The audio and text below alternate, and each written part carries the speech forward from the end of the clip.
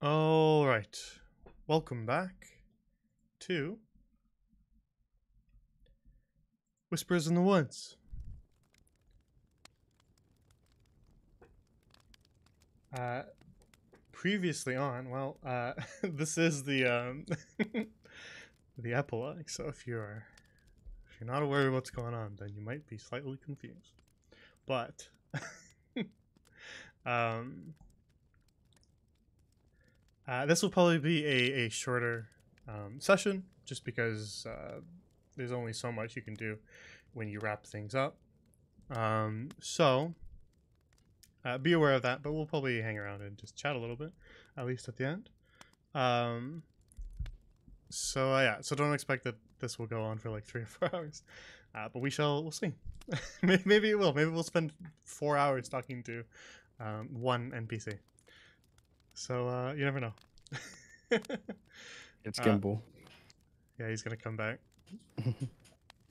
Gimbal has done nothing wrong the entire game so far, so a true beacon of virtue.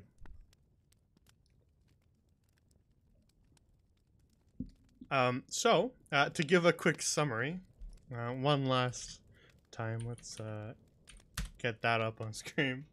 But that was quite a while ago, 35 sessions ago. The party, after being thrust into a path of sudden import, they found themselves defending the forest of the Fae against a mysterious black mold that was threatening to destroy the Whisperweld and all of Kil Tahira, which is the homeland of the elves. And now finding themselves as champions of the Fairfolk, they proceeded to hunt down the figure behind the black mold, which was a mysterious woman operating under the name Beatrice, who turned out to be named Beira. And they tracked her down into the woods and across the veil that separates the material plane and the Feywild, and into a castle in the Feywild known as the Briar Keep, which they found had been abandoned after Beira had wreaked havoc on it with her schemes. So, the party searched around the castle and eventually found tunnels beneath it that led to the mold gardens, where the mold was being created, and also a Zemarian heart, a demonic artifact that was being used by Beira to create the black mold. With the aid of a beholder who was trapped in the castle, the party managed to destroy the Zemarian heart, which of course drew the ire of the infernal circle of Zemaral. But feeling their business not concluded until they confronted Beira, they made their way to the top of the castle and found her waiting in the dining hall, where she revealed that she had once just been a normal person, a bard from the College of Whispers, but had amassed enough power that she began to quarrel over it. And after losing almost everything she had, she made a pact with Zemaral, the Infernal Circle, and the demons that live within it, and was granted a Zemarian heart, which turned out to be in exchange for her soul. And so after fighting against Beira, the Queen of Whispers, they managed to defeat her, and as her soul was being dragged off to the infernal circles, the party attempted to stop it, but were unable to do so. And so Beira was sent straight to hell.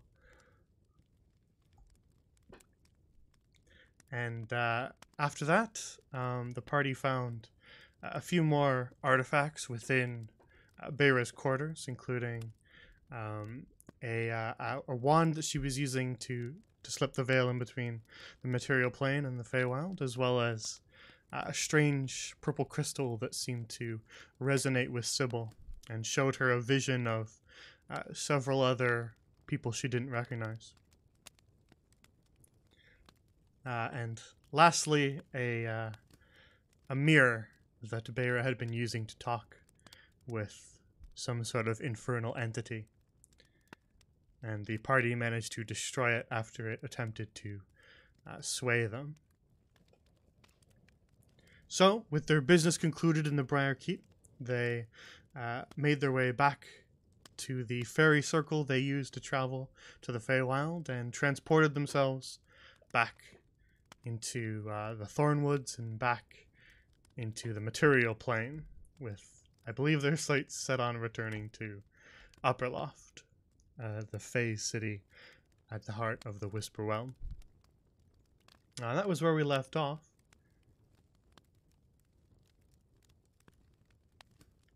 And that's where we will return. Alrighty. So,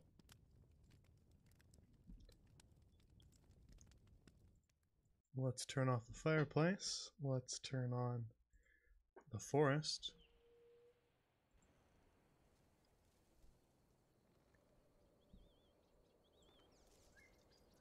So, as the four of you feel that lurch in your stomach as you are teleported back from the Feywild and into the material plane once more, you look around to find yourself standing in that clearing in the Thornwoods from where you departed.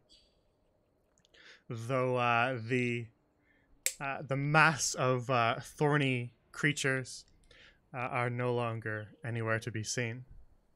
The ones that you narrowly escaped from on your journey to the Feywild. Sequila kind of wobbles uneasily, slightly, after going through that transportation. Ugh. Sequila not used to that movement yet. Don't think he will be. I feel like I threw up enough to feel okay again. This is normal. I don't know what you're talking about. It made me sober.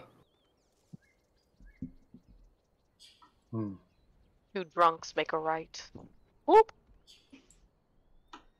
We disrupt circle now that we are done with it. Maybe, actually. Yeah, that'd probably be best. How are you disrupting the circle? Just stomping some of the flowers, or what? Stomping around. It's just like kind of like kicking backwards a little bit, just There like you go. Stomp. Everything must.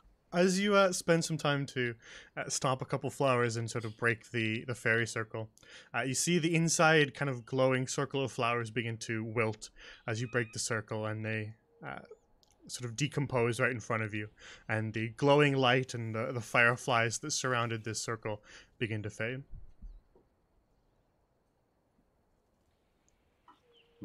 Good. Keep out anything bad that might want to follow. Well, I feel like we did a good job. Just in case that mannequin came back for more. Stop! Stop it.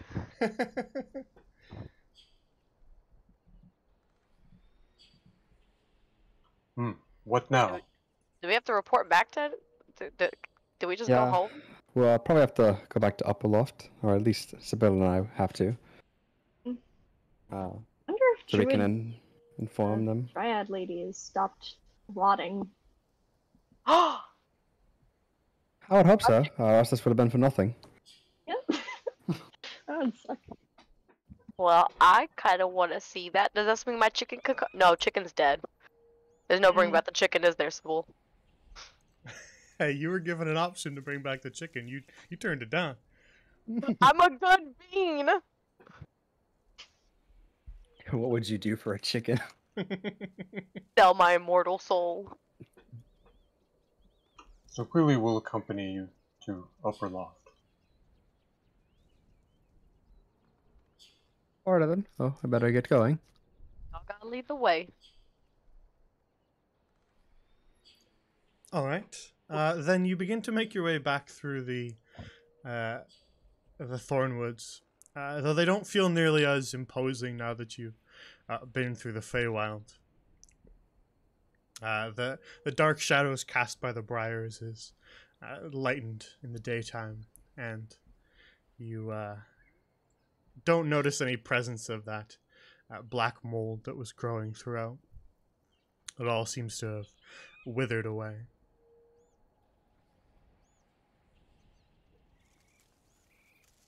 So, you begin your trek back towards the City of the Fair, and weave your way in between the spiked vines of the Thornwoods, eventually arriving back in. How long has it been since we've been to this map? What's it look like? Wow. Wow. Eventually leaving the twisting briars of the Thornwoods behind, and making your way back to the many-colored trees of the Whisperwill proper, the Spritling's copse to be particular, where Upperloft lies.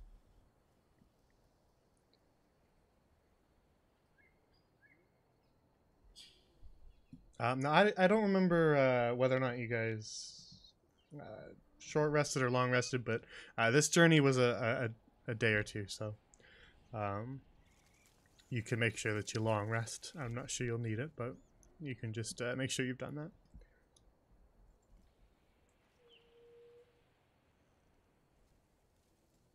Since I don't have your character sheets open, so I don't know.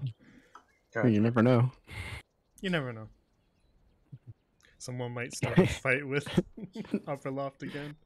Could hit us with that that was like last session combat. Just like, you guys thought this was gonna be a short session. You're I gonna lied.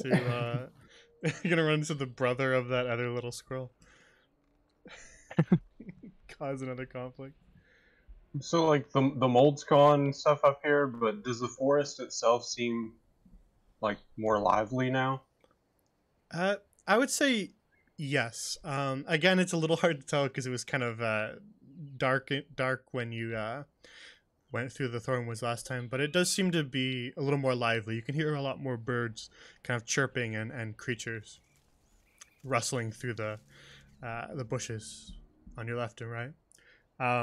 Every once in a while, you'll come across a tree that has like what looks like almost burn marks on it, where the mold was growing but is now just sort of withered away. The damage not restored. The tree hasn't sort of regrown that part of itself yet, but you can tell that the mold itself no longer lingers. Nice. I'd say, especially you, Sequila, you get this sort of general feeling that the forest just feels healthier.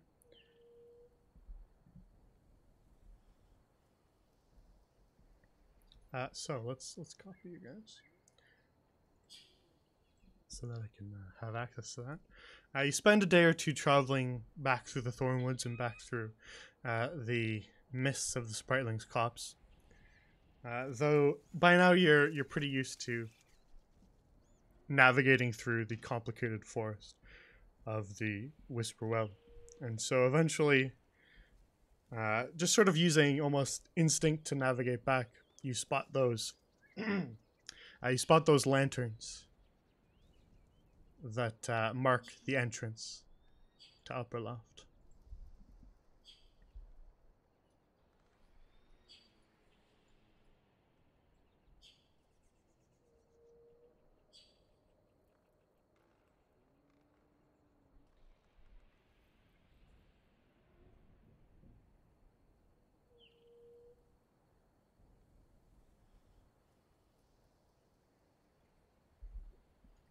And the fairy's on guard duty as usual, and gives you a little salute as you make your way back up the stairs toward the elevator that leads up through the towering tree trunk and to the treetop city of Upperloft.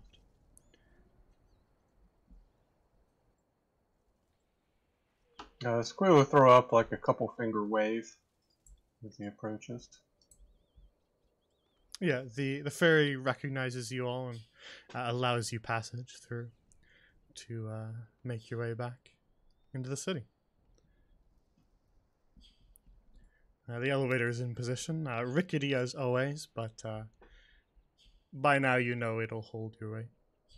Bounce, bounce, Okay. bounce. So Quilly still stands in the direct center, just in case. Hey, Lola, you jump up and down on it as it's going up, so we're gonna make a roll to see if it just Oh collapses. shit! And you all die.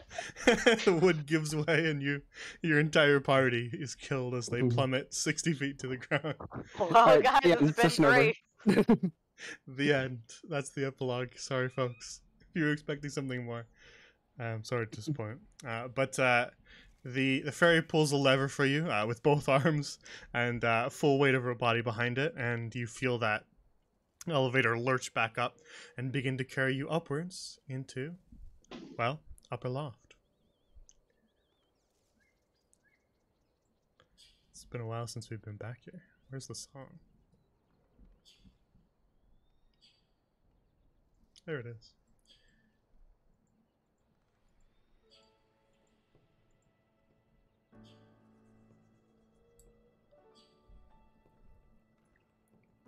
Man, these are the old assets too, eh? These trees. They don't look like that anymore. Now you have tree 2. Exactly, literally tree 2.0.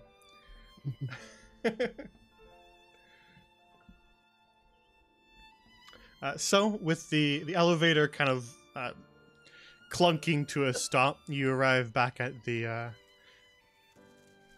boardwalk paths and nestled treetop houses of Upper Loft.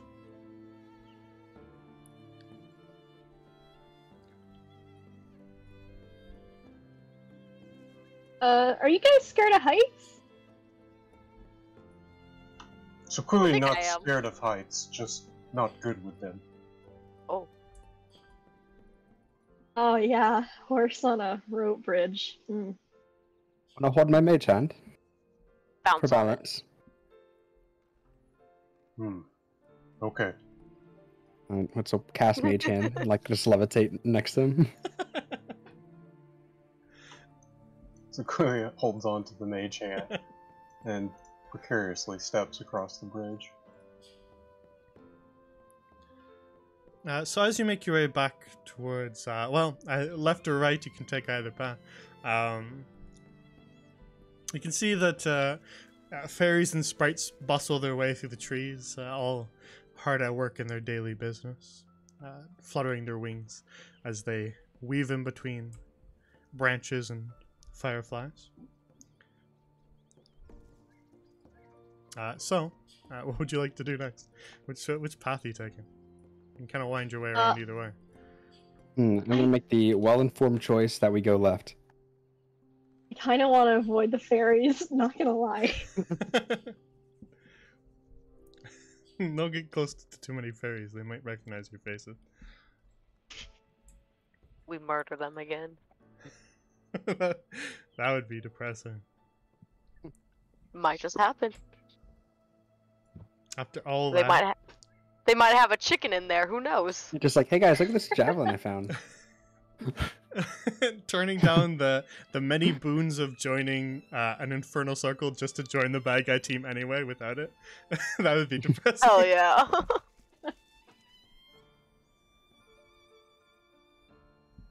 So you guys make your way back to the Dryad Gardens. That little greenhouse nestled in the trees. Oh, so that's what you guys were last doing when you were here. Alright, go over there. I was half expecting it to be Martis and Draven still here. Like that was just the last time we opened it. I think I've gone through and cleared all the Mardos and Dravens. I'm pretty sure I did.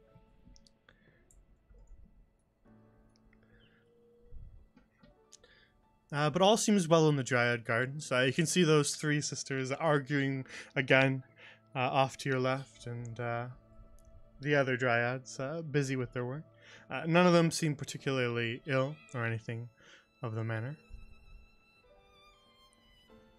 Laurel Lady isn't sick anymore. That's good.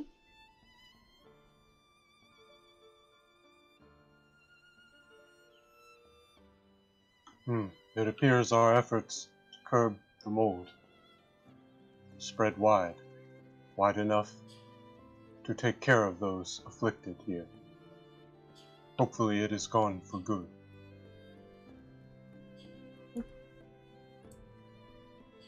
Yeah, hopefully. Stuff was nasty.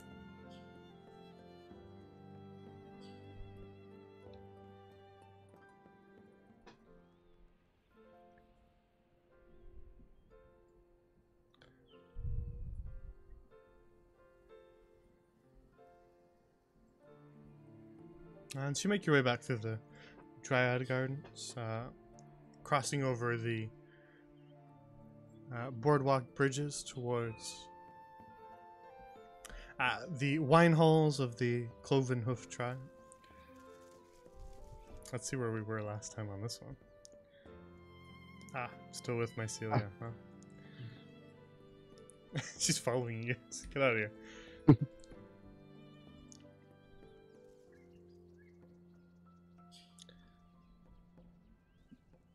Oh no, it's the same token as the ones in the in the mansion. True sadness.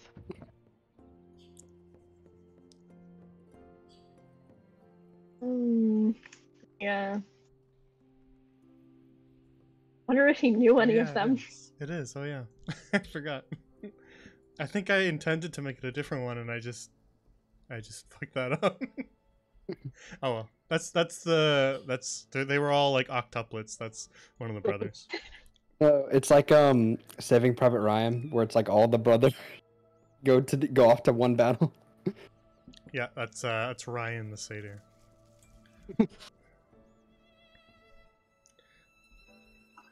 We meet with Lord Regent first? Or Summer Court? Well, we can. I'm sure they'd like the news too. We can go see Lord Regent. Could tell him about his search party. Oh yeah. Oh. Hang my head in shame. Alright, then you make your way north to the Can't even look at this one. He reminds me too much of them. He walks up to you. Have you seen my brothers? Ah! They look just like me. But you're waved through by the guards into the House of the Blood Moon, where the Lord Regent resides and presides over Upper Loft. Oh, there we go. There's a There they are. Oh yeah, we back. I knew Oh. I knew there'd be at least one because you hadn't gone here in a while. I figured whatever ones we didn't go in, Oh, big no. like after they made their new characters, we're gonna have them. Yeah, there's like maybe one or two more. I don't know. I didn't check Upper Loft before this. Oh my God, Regent finally found them and arrest them. Yeah. Martos will never be caught. You come back here and they're just in handcuffs, awaiting execution. Although with the sentiment that Civilian had from it, we'd probably be like, yeah, that seems reasonable. With how resistant we were to follow them. Warranted. Yeah, they earned that. Just a little bit of execution. A moderate amount. So you make your way up to the throne of the Lord Regent of Upper Loft, and he recognizes at least half of you. I don't remember if anyone else has talked to this dude, but he recognizes half your party, and says, there are our saviors. I've spoken with the Summer Court, and apparently Laurelena and the Entlord they're feeling better, so we thought perhaps your quest you'd accomplished what you set out to do.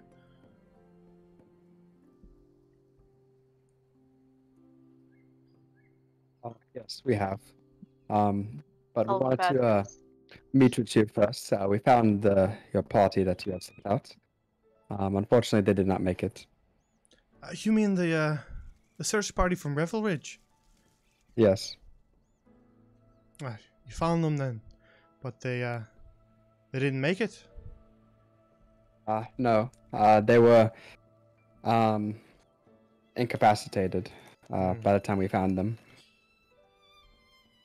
I But see. don't worry. We gave them somewhat of a funeral that we could have able to for what we had. I see, and I hope whatever did that to them, you took care of as well. Mm, His Not name is entirely, Gimbal. but we were able to at least get him on the run. I see. Well, at the very least, we can have some peace. I'll send letters to their families in whatever village just after this. So Actually, thank you. Thank you for letting me know. If you'd like, Yes.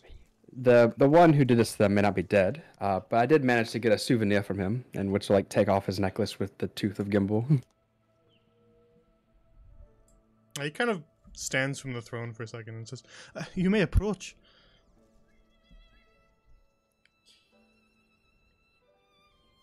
Like hand it to him. What manner of fiend is this from? It's nothing I recognize. Well, I'm not entirely sure. Seems like some sort of fae, but definitely something not from this plane. Well, at the very least, it got a bit of a thrashing from you lot, eh? Thrashed indeed. I fricked them up, sir. Yeah, Good. that big fellow over there, he's the one who knocked the tooth out. That's good to hear. Suppose I'll thank you for that as well. Like I said, I'll send letters to their families, but it's good that they can have some form of peace. Indeed. Now then, I imagine you'll all want to have counsel with the summer court then. Yes, that is where we're going to be heading next. Well, the council hall is ready for you whenever you want. Speak to the guards. They'll let you through.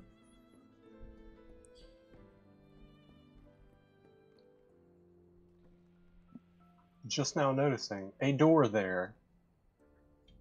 Yeah, that Bro. leads into the secret hidden room that reveals that he was the bad guy the whole time. Oh, cool. Let's go check it out. Knew it. Okay. It's just like his bedroom. Gotta make sure. We gotta see if he has the comfy bed that Bear had too. Comfy bed. Yeah, to start our new business for mattresses. Oh yeah, you guys still hauling that mattress behind you?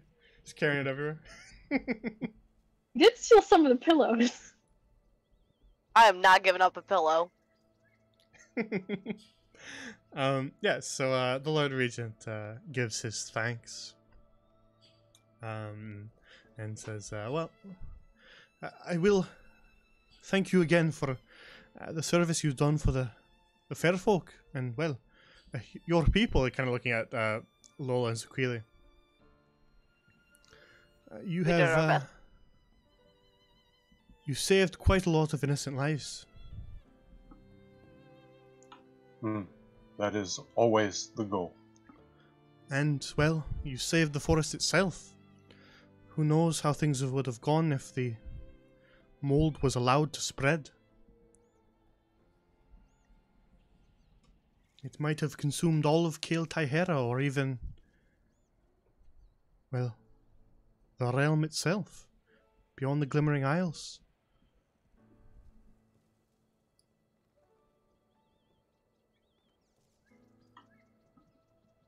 Lord Regent, thank you for your time. We will now leave to see Summer Court. Very well. I imagine you have a lot to discuss with them. On behalf of all of the fair folk and Upper Loft, I thank you all for fulfilling your duty and for all that you've done for us. As Queely like bows at the waist to Lord Regent. Yeah, he gives a nod and allows you time to excuse yourselves from the House of the Blood Moon.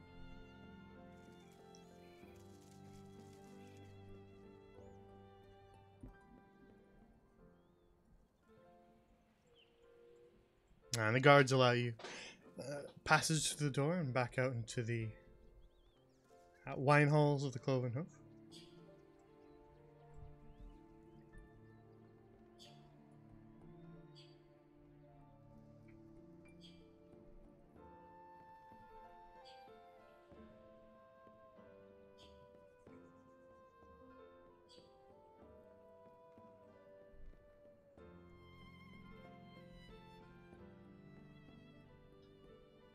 And so the four of you make your way back along the rope bridges towards the Ent markets, where all manner of odd merchandise awaits. I wonder when was the last time we went to the Ent markets? Let's see. Oh, there we go. Not bad.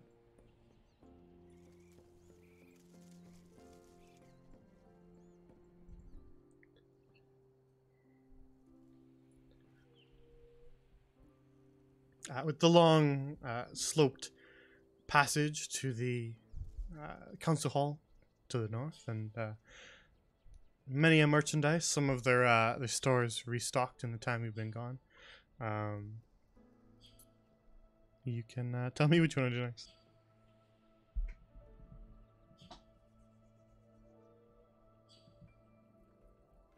Mm-hmm. I'm just heading.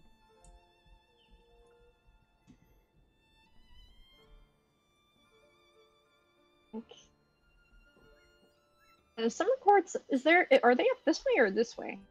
They were up this way. Oh yeah, Brune is there. This way was Yeah. like the other way around that we could have went. Leads to the sprites and then south to the ferries.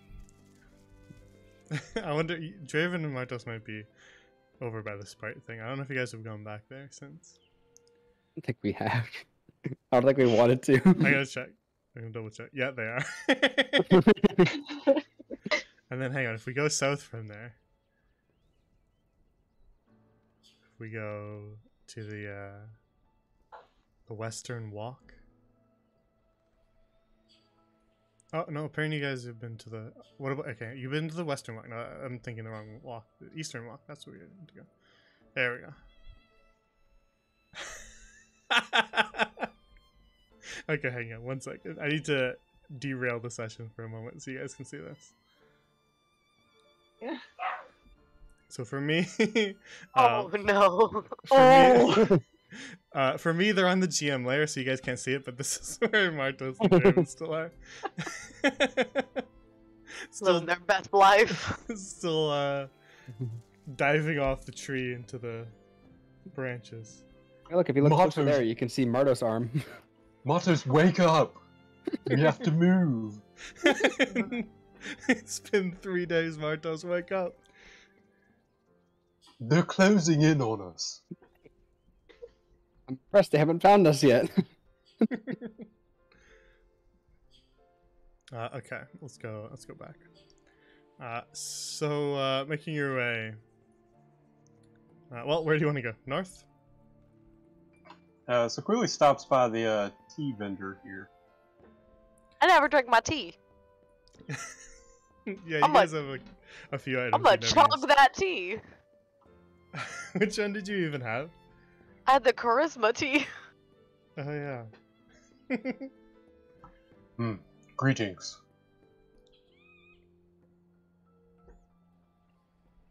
Oh, hello there. Back to buy something else. We've restocked our wares since you've been gone. Last tea was very good. It helped Sequili in battle. Well, I'm glad to hear that. This time looking for something more celebratory or relaxing. Tea that says, Sequili just defeated ancient evil and is now returning to claim reward. Hmm. Uh,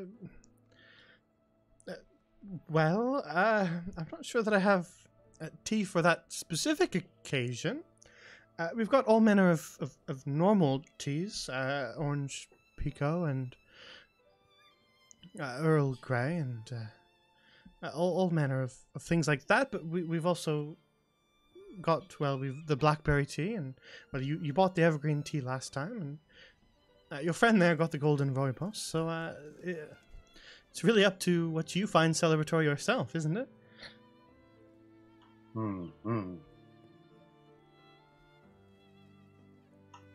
Lola, what tea does Sequili find celebratory himself? Just take all of them, drink it in one cup. Sequili will take one mix. All of them mixed together. Like, you want me to just take all the different tea leaves and sort of mash them up into a mix? Oh, Mixed tea. Well, that's certainly a first, I suppose. I'll take small amounts of all the others and make a pouch about the same size as the average pouch. I will warn you, with smaller amounts of our 3 specialty teas, you won't get the magical enchantments on them. You'll still get the taste, though. This is fine. All right. Well, just give me a moment to get your custom order ready. Is anyone else buying anything?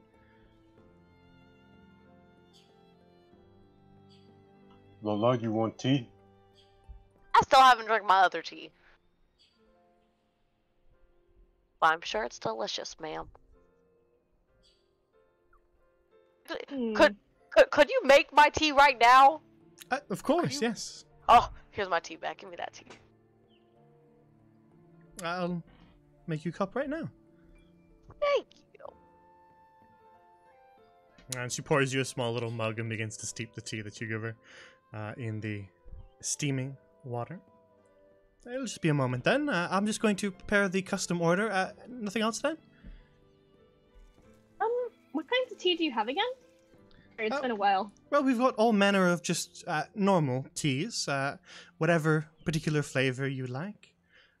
We can add ginger to tea, we can add whatever you like. But we also have our specialty teas, our blackberry tea. I guess I'll just have a cup of chamomile, if you will, please. Very well, very well. Sounds good. I'll get that steeping for you. Did you want it right now, or did you want a pouch to go? I'll get some to go. All right. Then I'll prepare the 2 pouches, and your tea will be ready in just a moment. Just allow it to steep, miss. And then she busies herself rooting around in all the various pouches that she has to get a small little chamomile pouch, as well as mixing together an everything pouch. And a few minutes later, she places the 2 pouches down on the counter and says, well, here you are then. Just 2 gold per pouch. Squealy will hand over 2 gold. Thank you kindly. We'll put the 2 on the counter. And your tea should be ready, miss, if you want to strain the leaves. Thank you. Let me shimmy in here. Delicious. Are there more like cups with hot water that I could use as well on the table? Yeah, she's got mugs that she prepares if you want to just drink it now. Those ones that are sitting on the counter are just like the small little taste samples that she has. But she can just pull another mug out, and she's got this this ever-boiling pot of tea of hot water that she keeps pouring more into mugs. So she can prepare you one if you want to drink it now. Yeah. So Queely will take his tea now as well. All right then. here you are. And she gives you another mug and allows you to prepare it.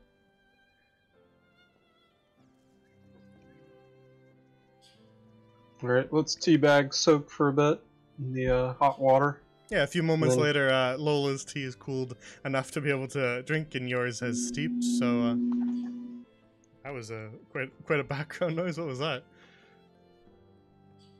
Someone blowing in a bottle. It did It, sound like it was that. caved at OGG. All right. So a few moments later, your teas are all ready to go.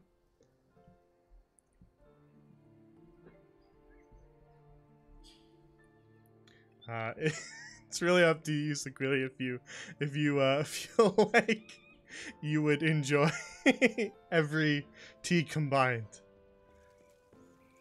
That includes blackberry flavor, as well as things like ginger, and pine needles from the evergreen tea. So it's quite a combination.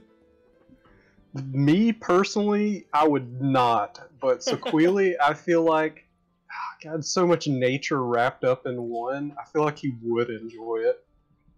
Fair enough. Yeah. Very earthy. Lola, amazing recommendation. Very Thank good. you. I like to think I got taste. Lots of taste. What does it taste like? Tastes like blackberry, pine needles, Mm.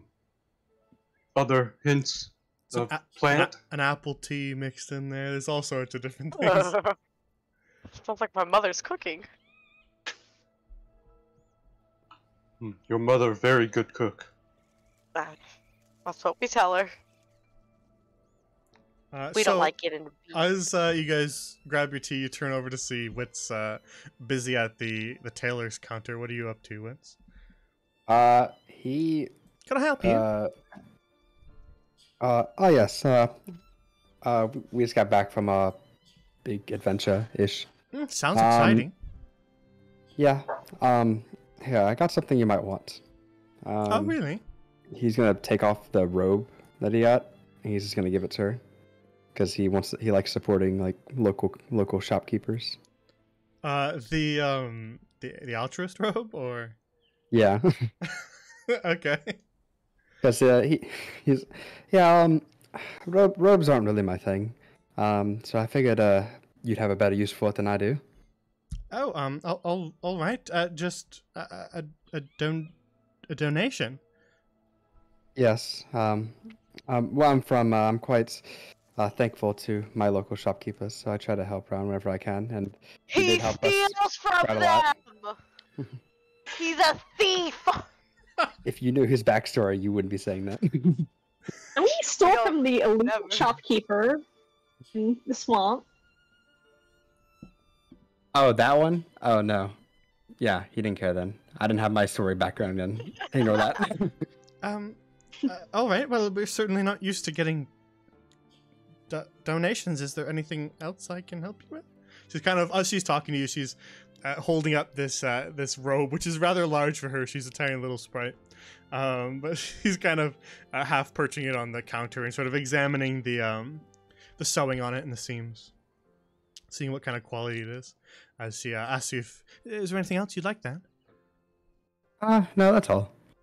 Oh, all right. Well, come on back if there's anything else I can do for you.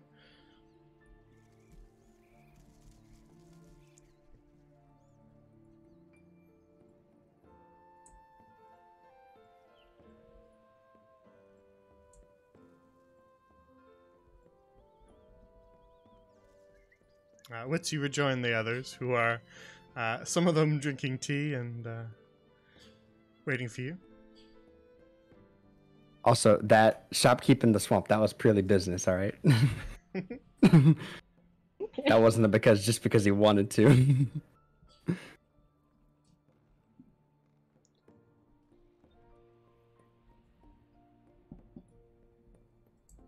We ready to speak with Summer Court? I'm ready. Ready as I'll ever be.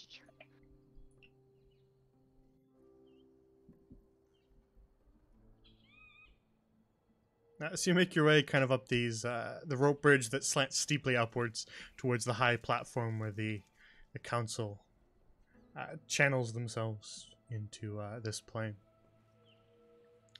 Past the guard, who takes a moment to remember her guard handbook and whether or not you have to take food and beverages into council chambers, and then allows you to pass with your mugs of steaming tea. Just imagine like there's a metal detector on the bridge. Make sure you don't sneak anything in. And she allows you to pass, stepping out of the way to let you continue the trek upwards towards the high platforms.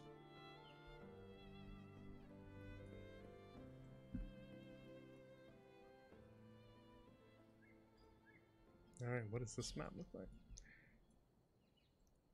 Oh yeah, forgot about that. That's fun. All right, so you make the long walk up to the council's platform high in the treetops to arrive back at the sigil inscribed platforms of the summer court. I thought there were 5 champions. And This one's broken. Yeah.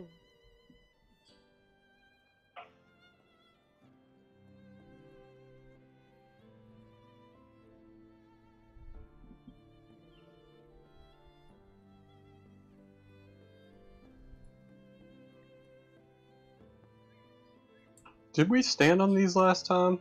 I don't Maybe know. we Really should low stand one? on them. I don't. Yeah. I look at you not standing on one. I'm just gonna hop off mine real I fast. don't think y'all did because y'all didn't know since y'all didn't have the sigils.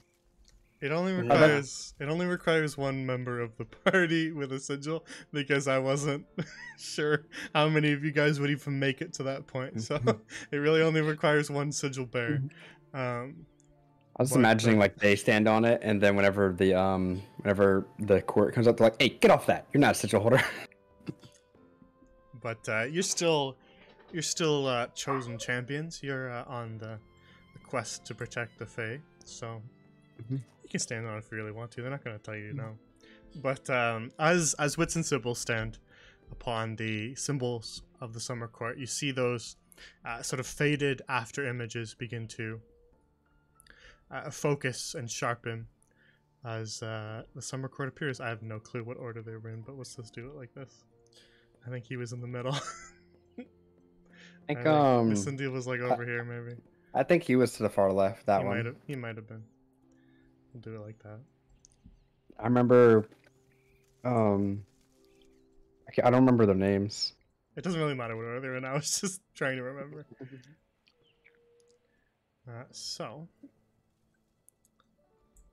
The images of the summer court begin to sharpen into focus as each of them appears.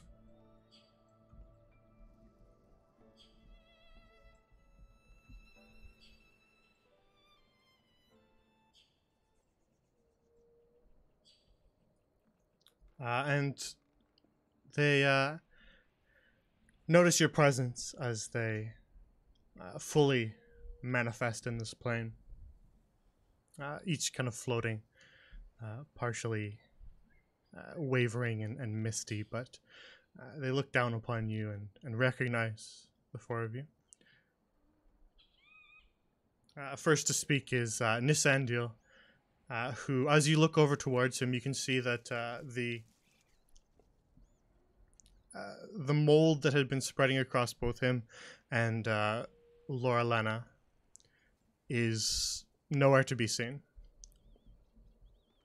Instead replaced by these sort of dark kind of injuries, these burn marks where it once was. And first to speak, of course, is Nisandil, who says, you return to us, champions.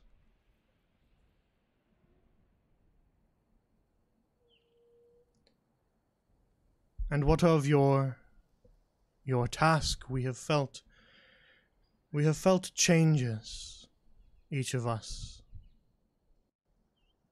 But only you four are able to tell us what truly happened.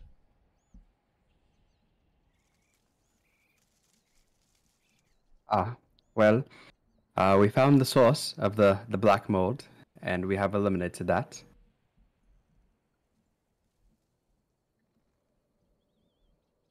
Then the disappearance of the mold on Laura Lena and myself, it was no coincidence, it was your work. I must say, well done, then.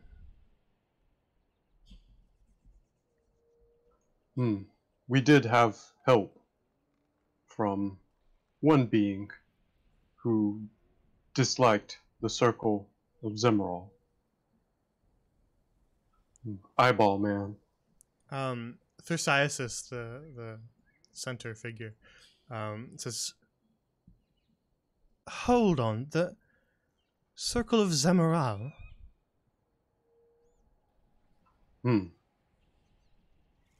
It was Zemarian heart that caused mold, manipulated by Beira. This time, Pyrosia on the far right speaks. As a Marian heart. Then that is why Beira gained such power in such short amounts of time. If she had the fiends of Zemerald to back her.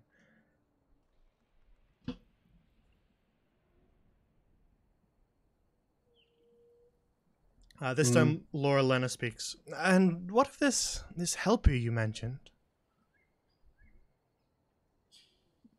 So clearly good with faces, not names. Anyone remember Eyeball Man name? I called him Mr. Eyeball. I drew a picture of him, though. Hephaestion. Yes. That sounds right. Are you showing the picture you drew? Show him the picture so proudly. Is it like a high quality picture, or is it just like some like stick figures? I am a painter. I'm an artist. All right, it's good. You gotta draw this picture like IRL and send it to the art channel after this, so we can see what Lola's sketch of a Vestian looks like. But you see all five of them kind of lean in to see your drawing as you make your way across and hold it up for them. A beholder, Laura Lena says. Their kind are not known to help Fey folk in any manner, but you said you had mutual enemies with Zemerald. It appeared that it was less of him wanting to help us and more of him wanting to hurt the Circle of Zemerald. This time Thersiasis speaks. I see. Well, I suppose we are lucky that they were on our side then. But it is a tad worrying that infernal circles are at play here. You are certain.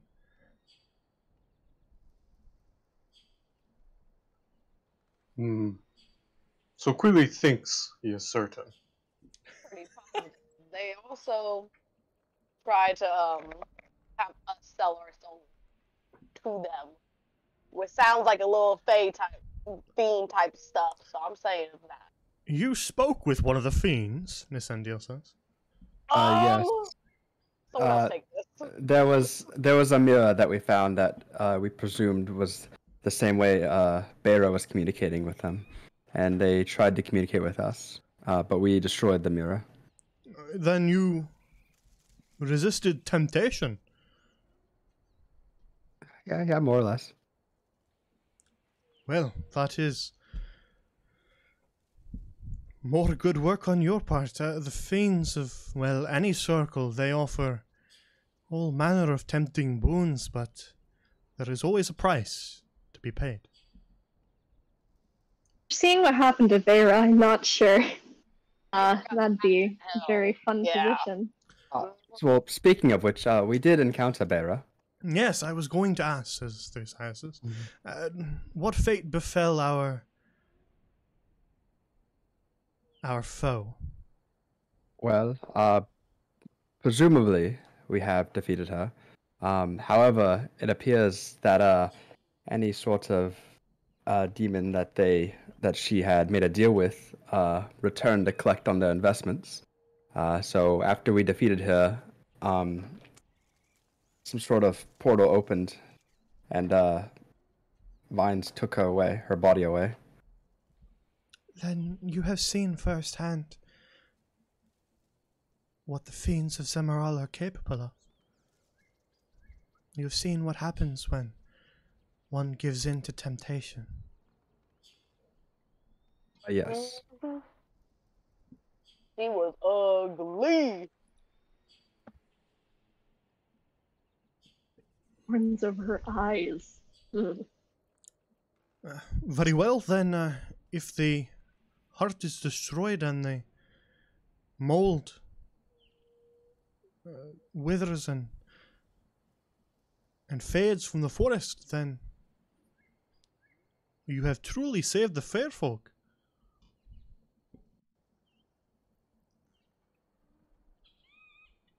At least for now. I mean, they're trying to make deals with us. I'm sure they can make deals with somebody else. I would just keep an open mind that is a thing that is happening. Laurelana speaks. Well, to rid this realm of the circles of hell is not a task that, well, anyone being can accomplish. So, for now, this shall have to do. Oh, also one more thing. Witch is gonna cast Minor Illusion to make a copy of Gimbal. Be like, see this guy? If any of your gods or anyone here sees him, he must die immediately. Go on site. Do not make the mistake of showing him mercy. Thersaius just kind of leans in to scrutinize your illusion and says, rather nice illusion work here. I must admit. This being, I must say, it looks like some sort of forlorn, perhaps, but twisted, something odd about it. We shall notify the tribes to be on watch for such a creature. We had encountered him once before, but we did not think he had any connection. But then we encountered him again soon before we were to engage Bera. And before he ran off, he mentioned, he gave us reason to believe that he is also working within Zemarian bounds. So I know not if he is working with Bera or not, but he is certainly no friend.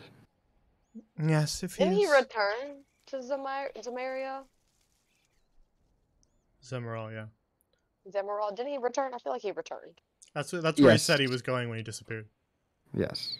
Or, well, I don't, who knows? He might be going to, local Waffle House. I mean, He does. He does like to lie. He went to Waffle House Denny's. be fun. Yeah. Same thing. Yeah, that's actually a secret Gimbal hideout is Denny's. This time Pyroja speaks. Well, if he is of the circle of Zemeral, then he will be naught but trouble in the future, I can imagine.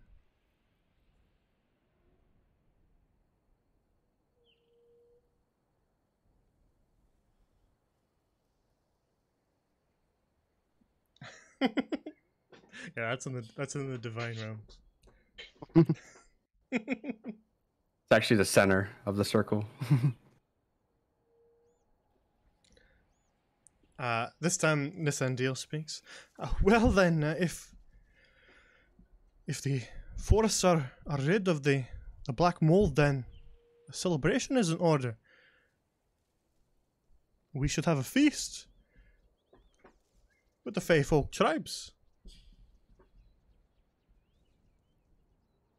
So Queely could eat. I can go for a bite. Send off party? I'm in. I got some sweet tunes to play. And what of the four of you? This says. Well, where will you go now that the black mold is destroyed and Beira defeated?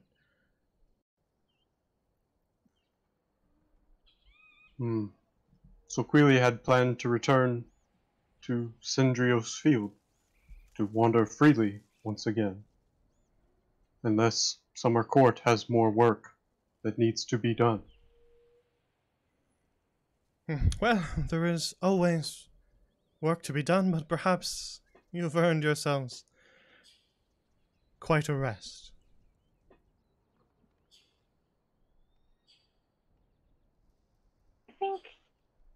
I think I might be done.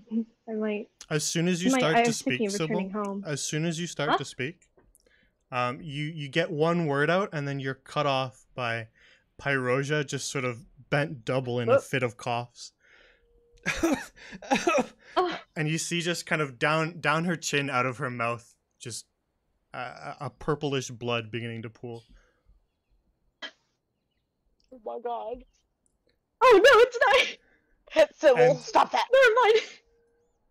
You see the others actually sort of turn towards her. Again, all of them are kind of like Zoom calling from different locations, but they turn to look at her.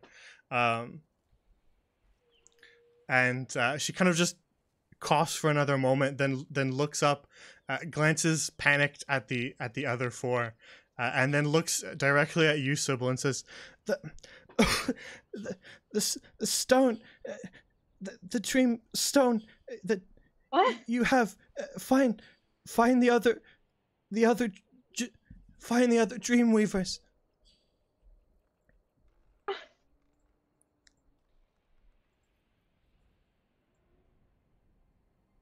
And Are then you okay? And then as she continues to cough, as she splutters out that sentence, you see just wrapping from around behind her hundreds of shadowy hands. Oh my god. And they completely envelop her. And the last thing you see is a panicked look in her eyes as she disappears.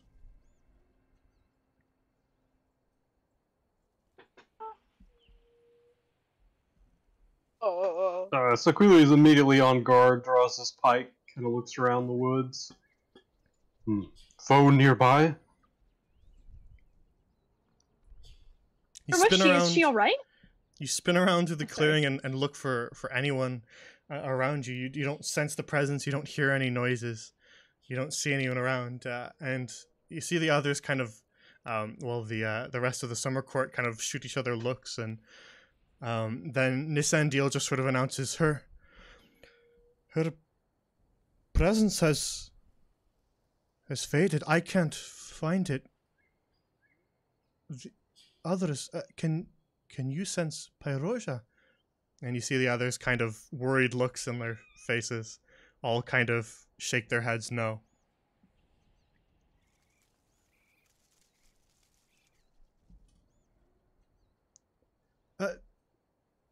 She spoke to you last, Amarantha says, before she disappeared. Her words were directed at you. Do you know what she spoke of? There was a stone in Beira's rooms. I found it in her drawer, and like gave me a vision of multiple other dreamwalkers, I guess. The stone. Show us. Sybil will shakily take the stone out and step forward and show it to her. You take the stone, the purple kind of crystal affixed to the end of the necklace, and hold it up to show Amarantha, who gazes down at it and says, I believe this is, as she said, it is Dreamstone. I've heard her speak of it before. It connects one with what she calls the dream. She said there were others, and you mentioned a connection. You have seen others who share it. Yeah, the stone, never in person though.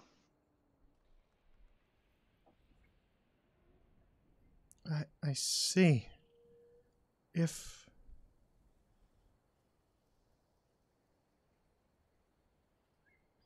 Pyrosia is in danger, then so too must be the slumbering palace.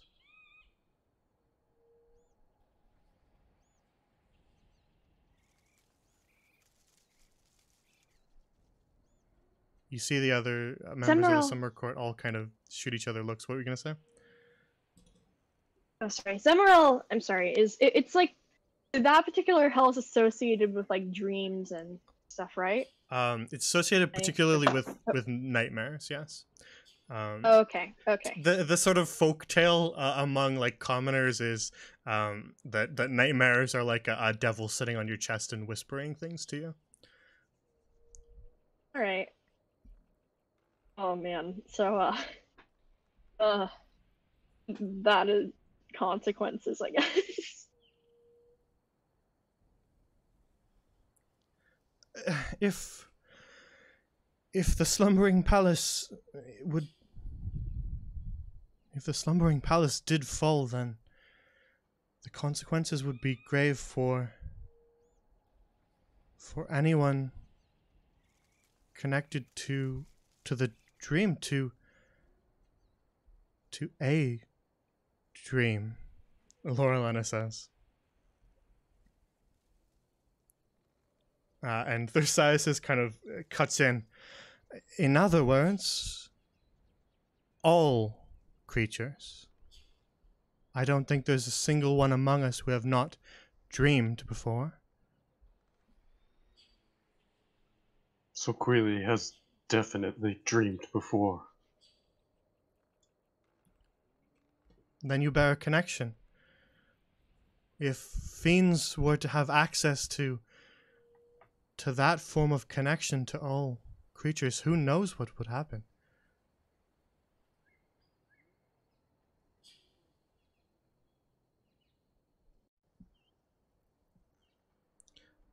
Oh, I guess our work's not over yet then. The Fairy Queen, she mentioned others, yes? Yeah, let's see if I can remember. There were 4 others I saw in the stone. Human male, Limsa. Who else? And I can just throw you back to that page if you want. It's right there. okay. Ooh. Ah. No, Limsa. Okay. I mean, kind of a Limsa, but I won't say anymore. Just referencing something from a different campaign, don't worry.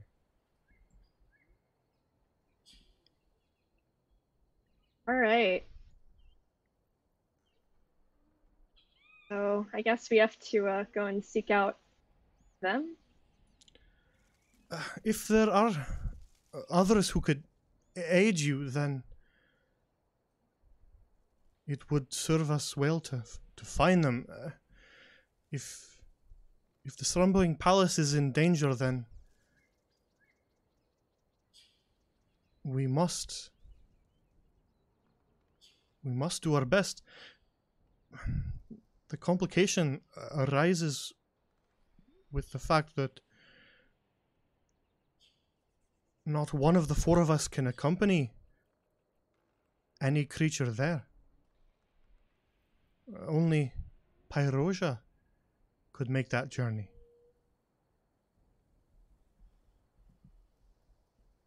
You're all projecting your images here, right? Aye, we are. Our So then, where's contracts. Pyrosia? I imagine. Oh, sorry. I imagine she was, if not in the slumbering palace, somewhere close to it. But our contracts as rulers, as members of the Summer Court, they forbid us from interfering in one another's domains. We cannot even enter each other's kingdoms. And such is why we communicate in a manner as this.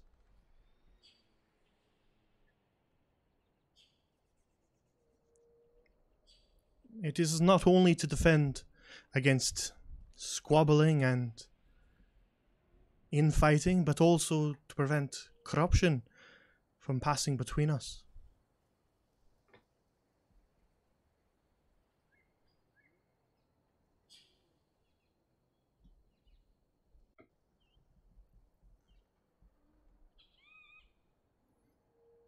Indeed, it would seem that one making the admittedly quite arduous journey to the slumbering palace would have to do so without our aid.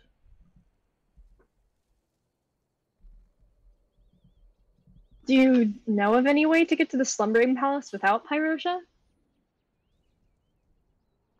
Well, one could cross over from one of our domains, though it would be a long journey, and the slumbering palace itself is difficult to find. The Feywild, to creatures like yourselves, it is complex, it is ever-changing, it is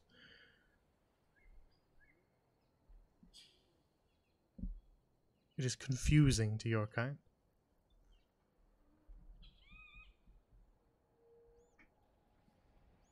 Nisandil speaks up. All the more reason to find the others that were mentioned. Anyone possible who can aid you.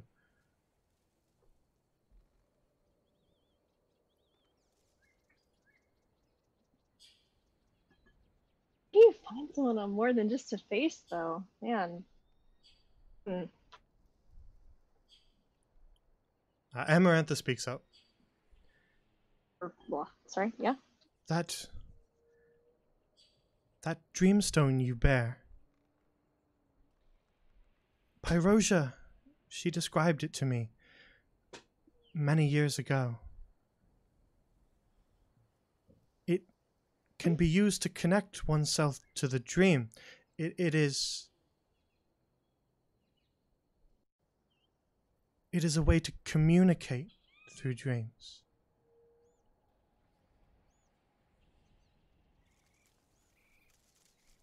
If one amongst you is capable of doing so, perhaps looking further into that dreamstone might aid you in finding others.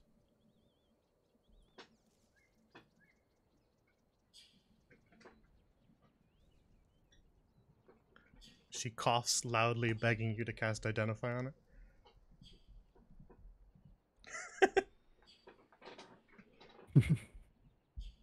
Oh. I think that was like the one thing that like we have this magical I didn't cast it on because Sybil didn't want us to. I know. Right. To be fair, it requires you touching it, so. Alright, Sybil, come bring it to me. I can cast Identify on it. Except it's not actually prepared, so we do have to wait 10 minutes. Yeah, as you ritually cast that, Amarantha kind of continues and says, we will not hold any of the four of you to this task. You have done enough for the realm. You are free of any obligation or duty or service. If you choose to take on this dangerous task, it should be your own choice.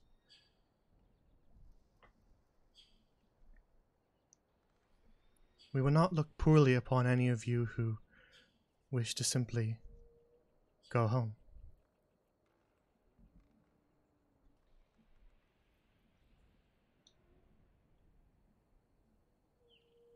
Trying to think of what Sequili would do here. Protecting the living is his number one focus. But this is dealing with the dream. I don't know how he pictures that. I mean, obviously there's living creatures that are getting either trapped there or affected by it.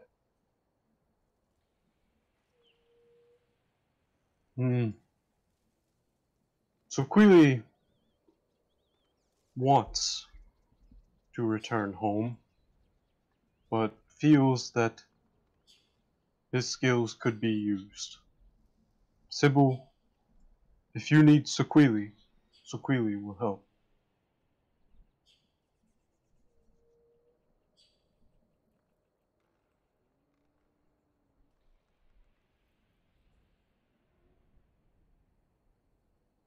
We don't want you.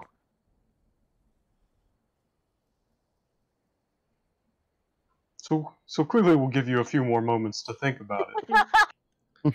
She don't want you. The journey to collect the others to anyone who can aid you will be a long one in its own right. In the meantime, we will send all of the Fae we can spare to scout the area and attempt to slow any sort of fiendish progress, while you four, or whoever wishes to take on the task, attempt to locate others in your plane who can aid you.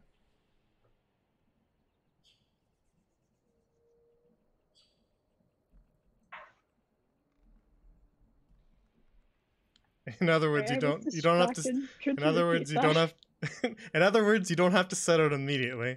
The Summer Court will command all of the Fae that they are sort of ruling over to attempt to slow any progress if they can, while you guys find the other people that you were hunting for. Since that's in this plane, and Slumbering Palace is in a different one. Yeah, I really like that because, like, personally, I think that I could still keep playing Sybil, but probably I would enjoy it a lot more if I got to like work on her a little bit, and if there was a time skip that could justify like. It's gonna be a time skip. The plan was to do like a couple little like mini campaigns. I'm not gonna say one shot because I seem to be bad at writing single session things. So there'll probably be like 1, 2, or 3 each of just going around and finding these people. So we would just come back to them when we had the time and do a couple little mini stories and then come back later. So there'd be a time skip involved. Okay. Who had... I know I initially picked up the sending stones, but didn't I hand them over to someone? I don't know. I don't even know if we kept them. Honestly. Because I know I don't have it. I know I picked one up, and then the Tooth Fairy dropped the other. I just don't remember who ended up with them. Yeah, when you were like, hello? Anyone there? Yeah, well, I was just curious because I was going to... Yeah. I'll just say I have one of them because I'm pretty sure I never dropped that one or did anything with it. And then whoever else wants to have one can I'd have say one. whoever looted. Because I know someone... I didn't loot him because he was nasty. But I think Lola looted? I don't remember. Or if Lola looted the Chief Fairy after we defeated him. Doesn't matter to me. Yeah, I'm you wearing guys his decide who crown. has what. I yeah, took you the fairy's crown. I was trying to remember if you thought he was disgusting or you wanted his crown, and I couldn't remember. I took that fucking crown. That's Right. mine. Well, if that's the case, since you kind of looted him, you could say that you have the other one. I have other one. So Queely has Stone to talk to. So Queely will return to Sindrios Field for the time being. when you are ready to go further into the dream, contact Sequili, and Sequili will meet up again. Do. I have to go let my mama know that I'm alive, but I don't want to die and grow old in that village any longer. So I'm down for another adventure. Just imagine you walk in, hey mom, I'm not dead, and then you leave.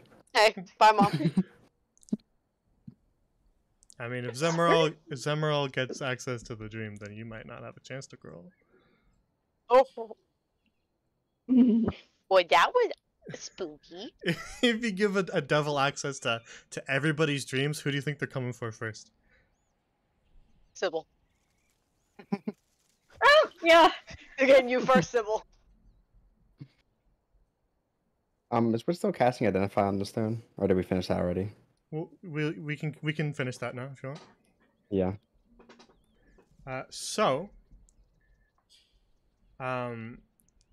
For all intents and purposes, a dreamstone is a particular type of crystal that is able to channel that mystical dream that they are describing. And so, in other words, it allows you to cast a modified version of the dream spell. Sybil. Okay. Because it is used by dream weavers, as they would call them. It is not Zemarian in origin. It is a modified version of the dream spell because it doesn't let you hurt people with nightmares. But for all intents and purposes, it means that you can send messages through dreams. And to do so, you just need something about them. And how accurately you're able to do it depends on how much you know.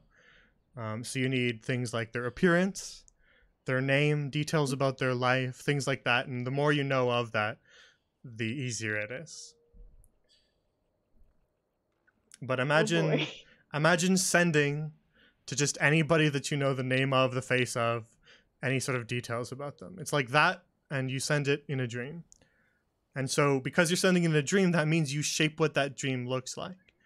If you want to send them a dream in which you look like a 20-foot tall giant rabbit that speaks to them in a forest, then that can be what the dream looks like. It is up to you what that looks like because you're shaping the dream. Okay. Oh, yeah, it does that. Here, have it back. Thank you. There's a couple other minor things, but I won't get into that. I'll just add the item to your inventory. But just think of it like a sending spell that lets you talk and sort of communicate with somebody through dreams, and you can sort of shape and show them images as well, because it's a dream.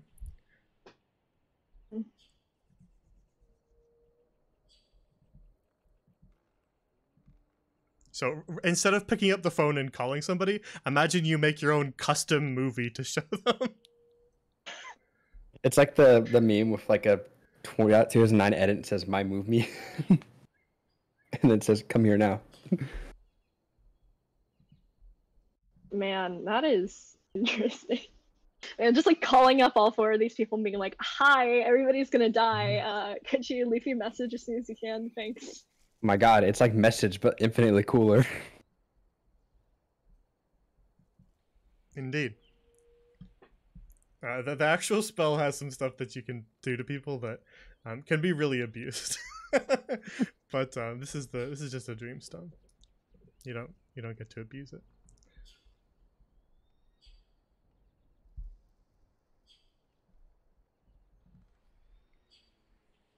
All right, let me see. I didn't forget to make it right. No, I did not. Wow, I'm ahead of the game.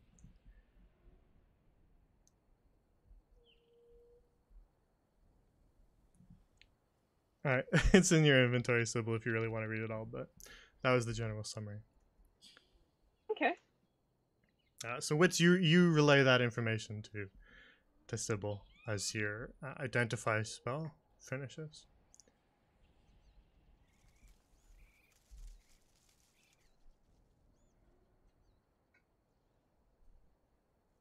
The choice of your path is yours to make. We will not choose it for you. But go ahead. Oh, I was gonna say, how long has it been since, like, in game, I guess, since the campaign started? Since the campaign started, you guys have traveled a decent ways by foot, so it's been several weeks for your journeys. I'd say, yeah, it's been kind of like maybe a month or two. Okay. Maybe a little longer. Depends on just, I don't have the exact logistics of it in my head, but I estimate it's about that. Why? Whoops. Wits kind of like reluctantly looks around. He's like, normally, I would probably say, what's the pay? But, you know, I just can't. There's a lot of obligations I have back at home that I have not tended to in such a long time since we had first gone on this adventure. Well, you bear no obligation to us, friend. Should you choose to pursue this path, it will be a dangerous one. So if you wish to instead spend your time elsewhere, then that is perfectly okay.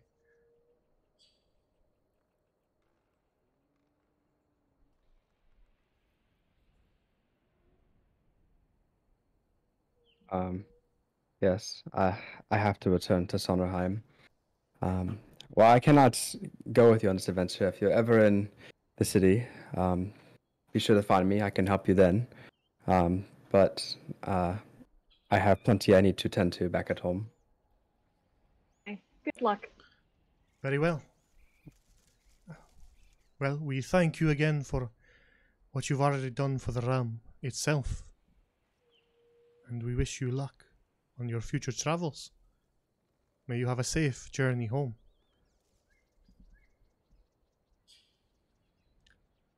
For the others, Laura Lena speaks, for anyone who wishes to pursue this dangerous path, we will send word to the Lord Regent, and he will arrange a vessel to take you where you need to go.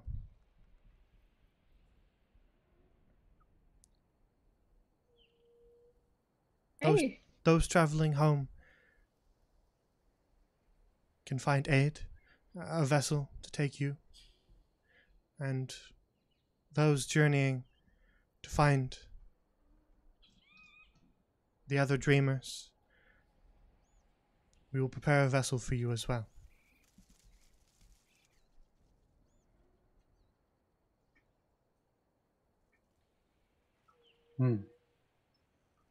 So Queely will return to Cindrios Fields for now, but call upon Soquili when needed. Very well. We thank you for your aid as well. As Queely bows at the waist. Lola, where you go? I have to return home to check on my family, but I will come back in a couple days and help you out, Sybil. However long it takes me to get home.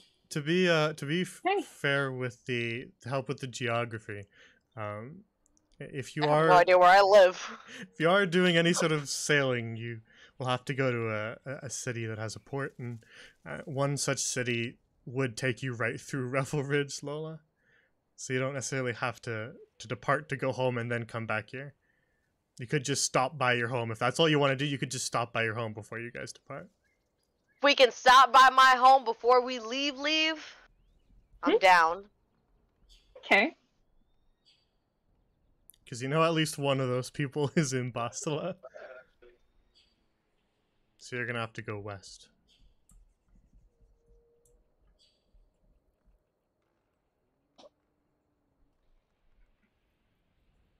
Your mom's prepared for guests. She's gonna try to feed you. Say the Oh, food no. is good. Even if it's not good, say it's good. She is not afraid to hit you. Cross my heart and hope to die. Mm-hmm. Do not spit it out. Do not show any indication that the food is not good.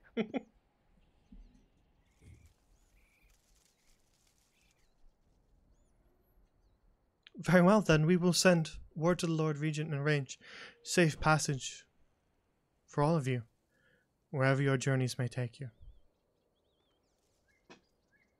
But for tonight, please stay with the Fae folk of Upperloft and feast with them. They will wish to celebrate the good news.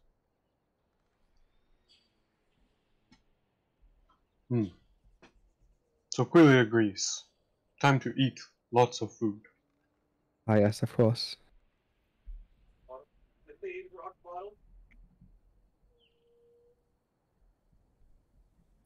Should you wish for our counsel, please return to the high platforms of Upperloft and we will do what we can. But for now, we will bid you farewell.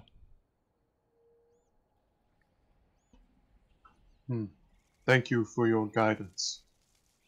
Amarantha speaks. And thank you, you four. You have done more for your people, for the realm itself, for the material plane, more than anyone could ever imagine. So thank you, truly.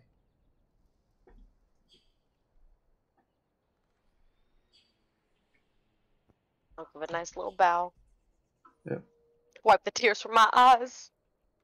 They all bow back to you, for. Yeah. And then begin to fade away, dispersing into mist as they came.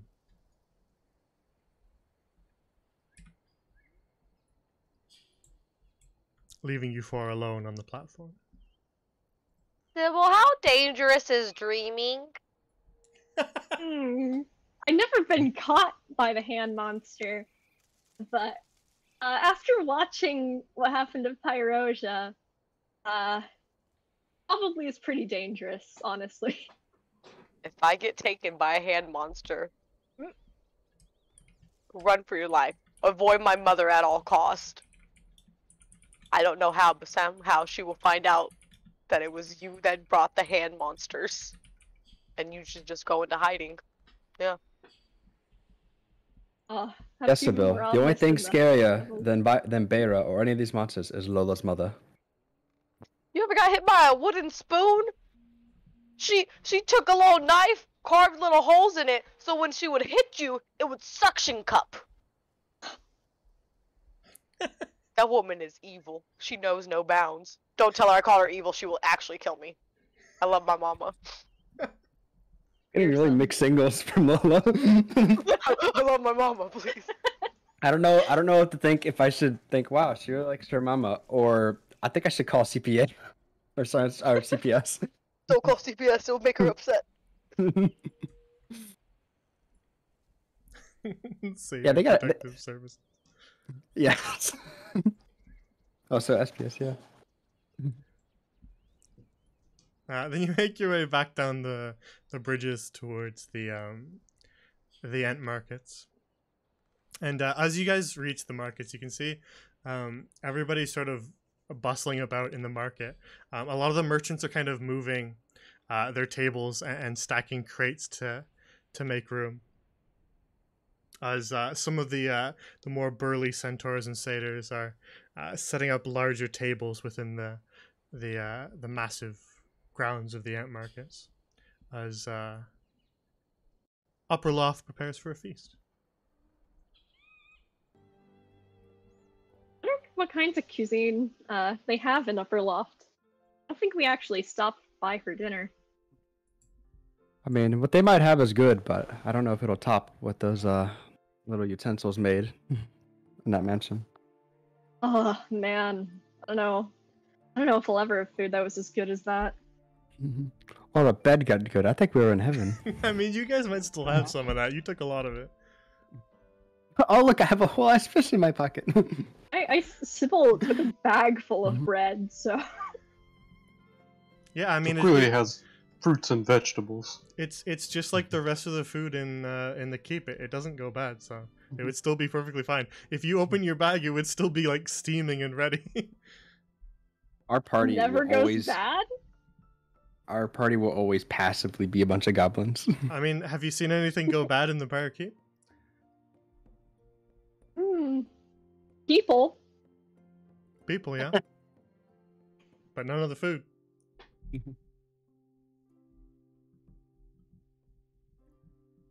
Unless you consider the people food. Fair enough. We can bring wrong a- character. I was about to say, I was like, Sequila, you good? I mean, listen, for like a vegetarian, dryads are kind of plants. That's true.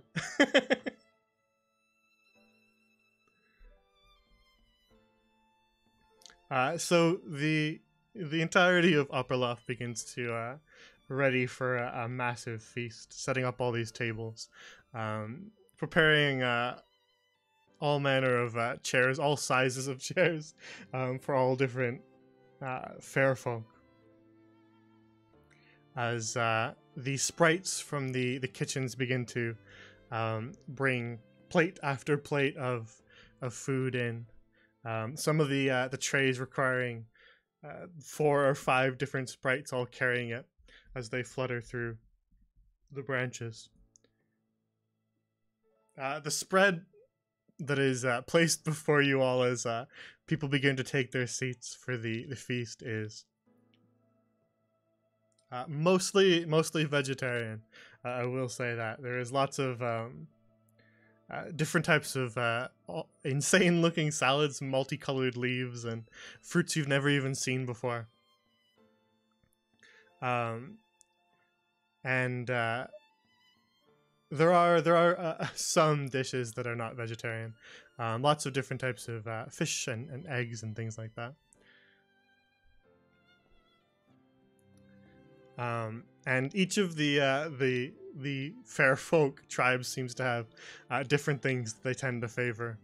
A lot of the dryads are sipping tea with their meals, but all of the satyrs and centaurs have these massive flagons of wine that they are just endlessly downing.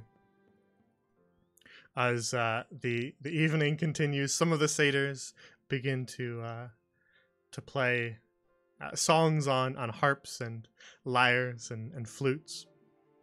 Lola, you can join them if you want. Let me get up in this shit. They're all just kind of having a jam session. One of them's like dancing along the table, kicking over wine and stuff like that. Because satyrs, they like a party. Primo. Actually, during this, Witz is going to use his major illusion and with the illusionist bracers to basically make a little band. What's the band look like? Technically, they all have to play the same instrument because they're copies of one of them. All right. What section are you adding to the band? You adding like a trumpet section or something? Let's see. What do we got? What do we got now? Well, we got the traditional satyr instruments. We got like pan flutes. We've got lyres and harps. I think Lola has a flute and a harp as well, a lyre.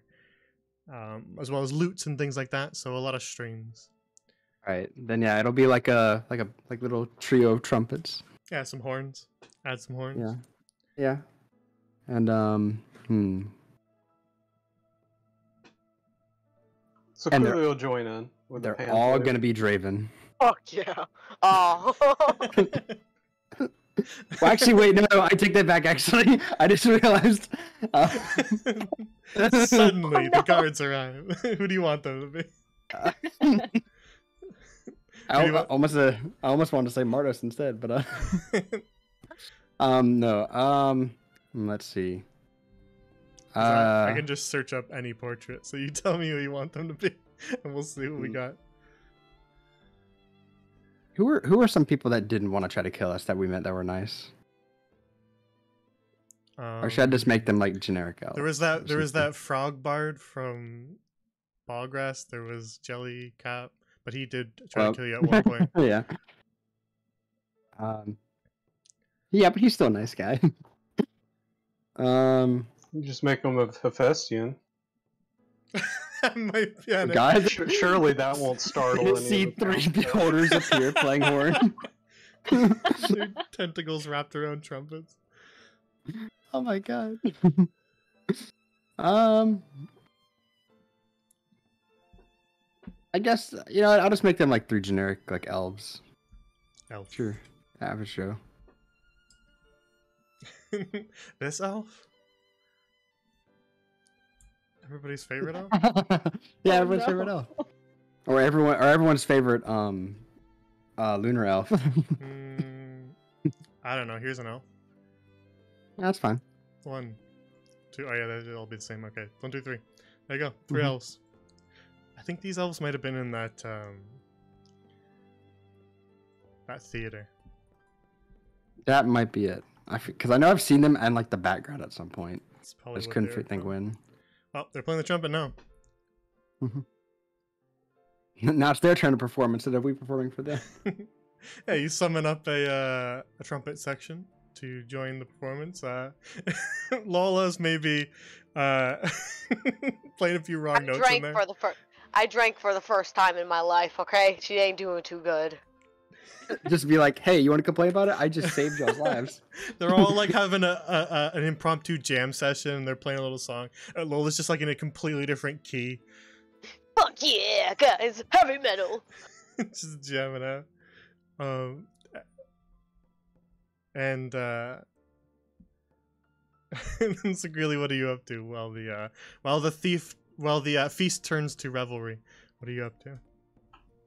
Saku's joining in with his pan flute. I guess I'm trying to kind of bridge the sound of what Lola's doing with the rest of the music. Very well.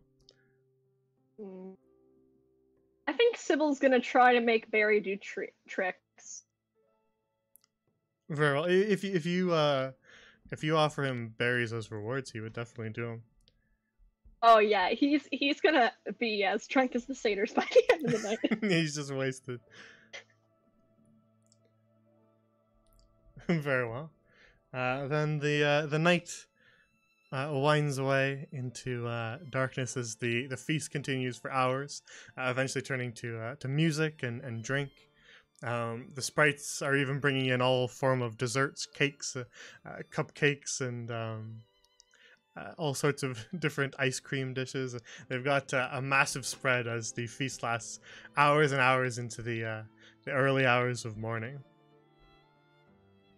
Eventually, some of the partiers begin to turn in. The sprites, once they're done cooking, slowly begin to filter out. The fairies and the dryads also filter out. The satyrs, they just keep going, and they go well into the next day. But you guys can tell me what you feel you would do. I'm partying with my brethren. Getting messed up. Yeah, they just straight up go till the next day. They're going well into breakfast and on to lunch. They don't stop. Sequili lasts the night with the satyrs, but he doesn't drink any. He's like the sober dude at the end of the night that's making sure he's people driving. aren't choking on their own puke and stuff like that. Squilly's driving. Sybil's conked out by like before the end of the night, like sleeping on a couch somewhere. Wits is going to actually.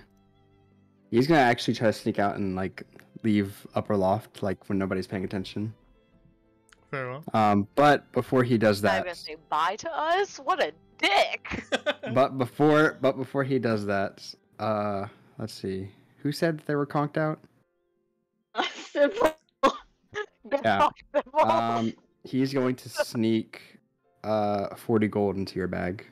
Oh, How many? how about that? 40 as a farewell gift. Oh my gosh! I thought you were gonna draw something on her face. You should have. So yeah, all right. No goodbye needed. That's better than a goodbye. Just pay me. And that's sad though. Yep, and then he's gone. All right, you manage to slip your way out as the party goes past midnight on into the evening and then to the early morning. You slip away from the others, placing a little pouch of 40 gold pieces in Sybil's pocket as you make your way out. Oh, there's also a note in it too. I forgot to mention. Very well. It's just a little note that just says I almost want to say I stole this from you. No, but nah, it just says pay a visit in Sonderheim. Don't die. Aw. Very well. Then Wits, you slip out, and the others eventually try to get some rest. You still have lodgings available at the Dryad Gardens for you if you manage to make it there, but there's places to crash in the Ant Markets, as certainly lots of the satyrs and other partiers have just kind of plopped their head down on the table and slept right there. But the feast continues on into the early morning. And so, by the time you guys rise in the morning, wherever that may be, you can tell me. On the dirty floor. Just passed out on the floor. Where I'm Yeah. at. So Quilly kind of leaned up against a counter or something, but yeah, tuckered out from watching over all the eager revelers. Alright, then you guys awaken still in the Ant Markets as morning hits Upper Loft and the sun begins to cast its way through the trees. And as you kind of rub both exhaustion out of your eyes as well as some of you maybe a bit of a hangover or just exhaustion from the entire journey itself, you guys look around and notice that Wits has indeed slipped out. There's nowhere to be seen.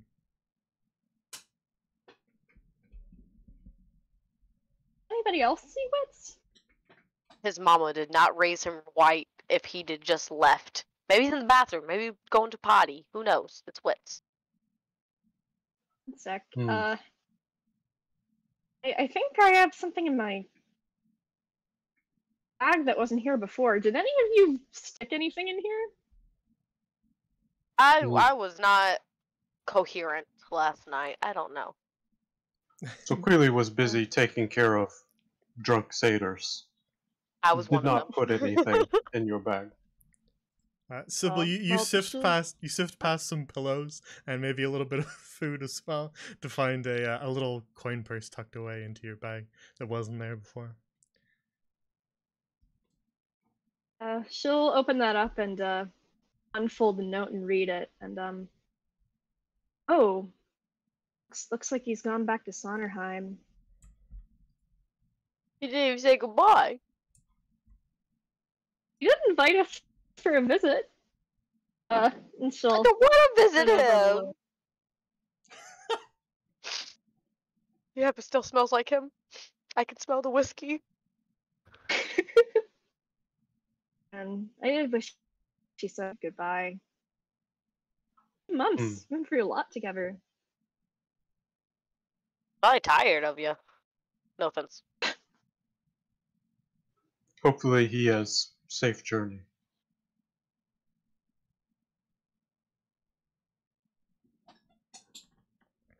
So with Wits having disappeared and the rest of you, Sequili, you plan to return to Descengios Field, and Lola and Sybil perhaps making your way to Revel Ridge to visit Lola's home before continuing your journey.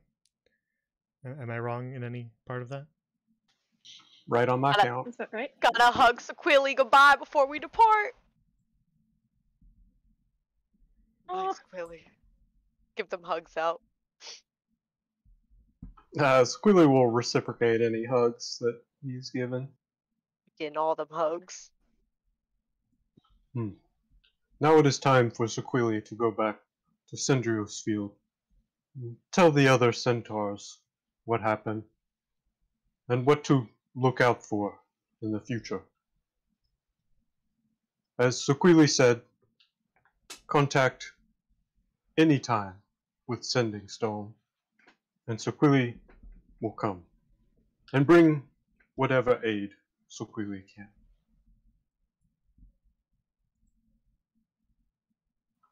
But until then, Sequili needs to be with his people.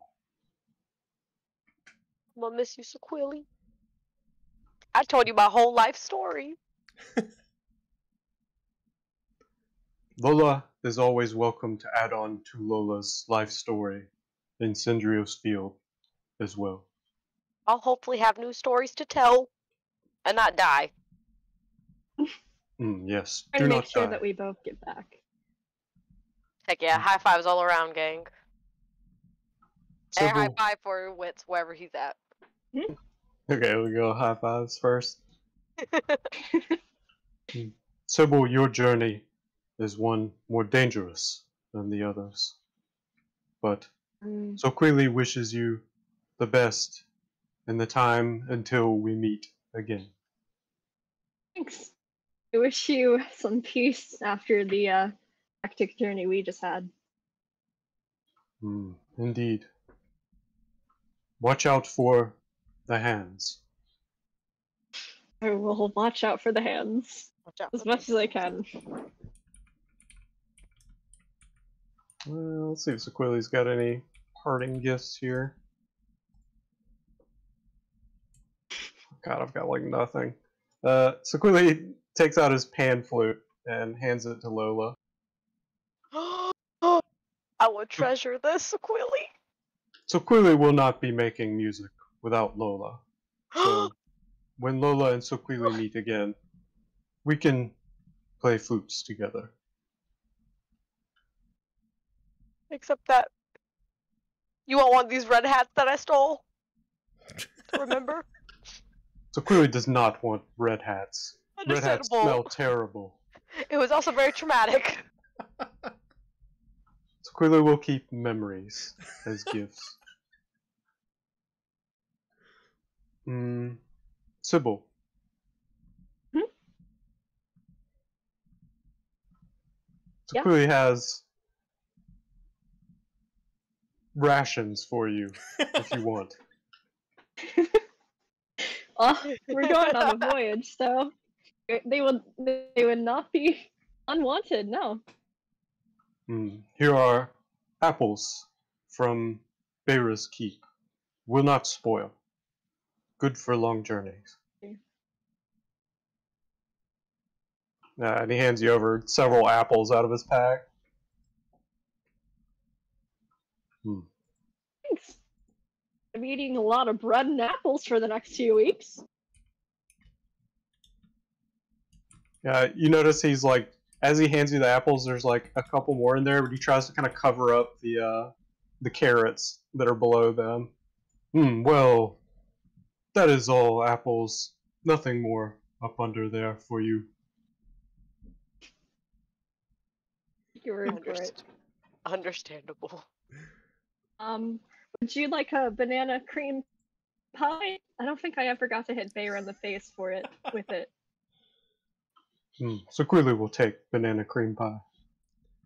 Now that's what you should have done. Instead of trying to save Beira, just dunk on her one more time. Hit her with a banana Last cream pie and song. just go, see ya!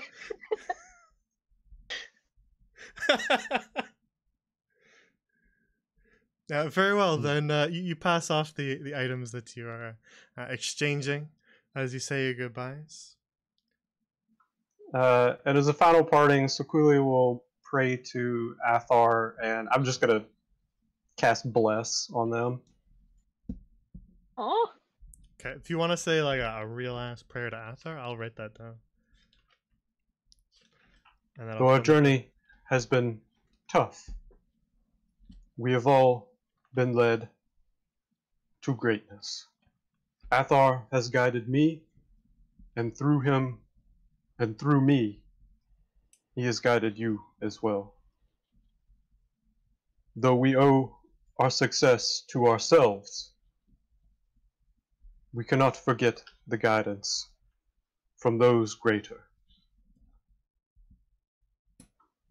I wish that you all find peace with nature as you travel, and know that the blessings of Athar will always be with you. And just kind of a green glow goes across his hand as it spreads to Sybil and Lola. Very well. You say your last goodbyes in your prayer to the others, and then Queely, you set off for Sendrios Field, and the other two, Lola and Sybil, you have a journey ahead of you as well, far to the west to Revel Ridge, and then beyond in a hunt to find the others. Oh, look at this. Look at all these drawings.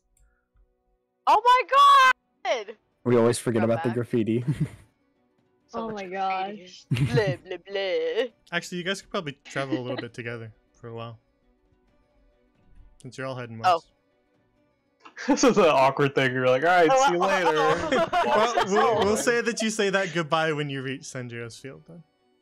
On the Alright. way, I tell you about my mom. Oh no.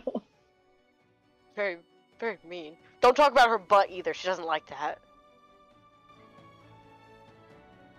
And so, you guys say your goodbyes, each with different paths to follow, but perhaps with the potential of meeting again. And so, with Beira and the Black Mold behind you, you set off for whatever life holds next for you.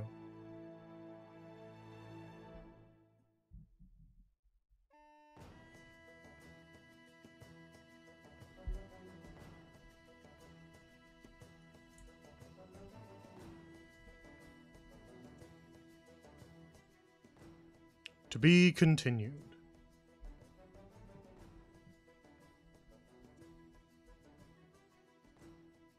Sad day.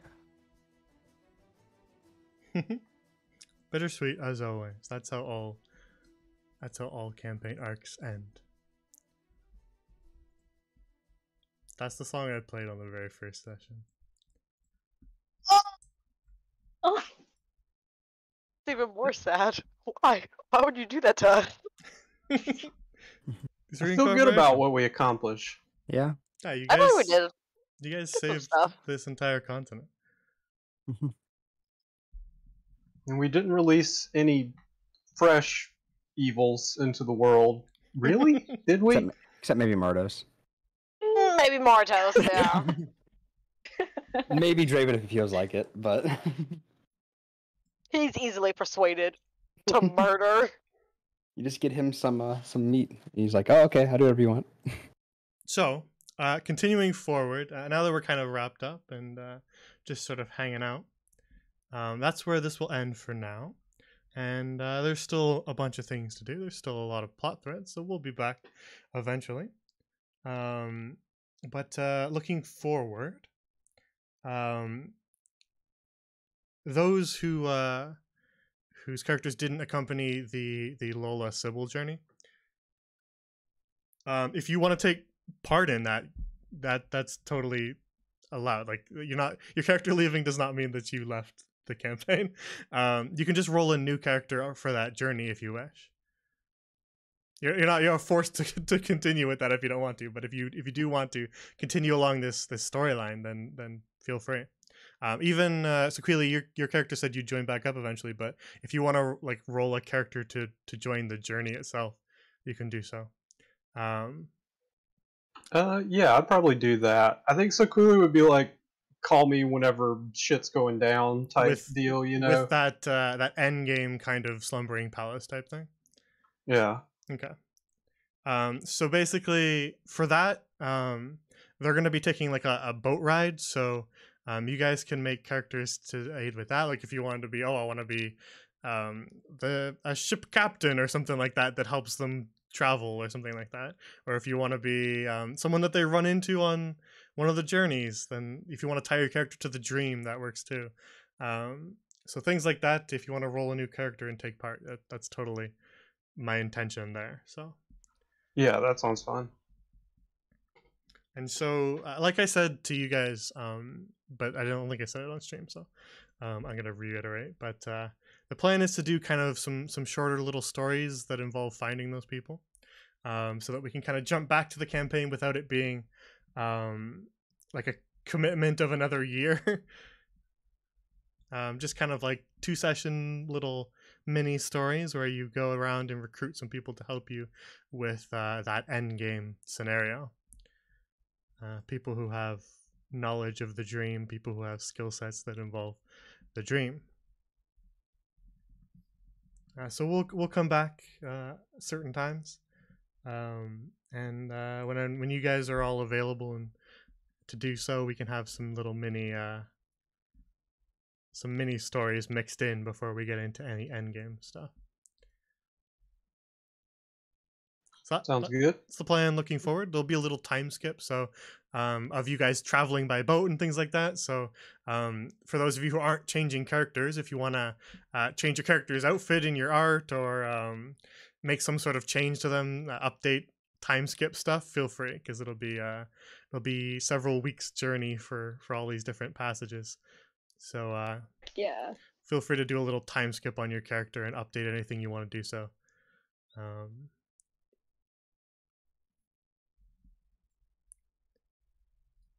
You guys also amassed a decent amount of gold via valuables you collected, as well as just gold pieces you collected. So you're going to be traveling through both Revel Ridge, Sanjiro's Field, and then probably to High Hestala, because that's the closest port.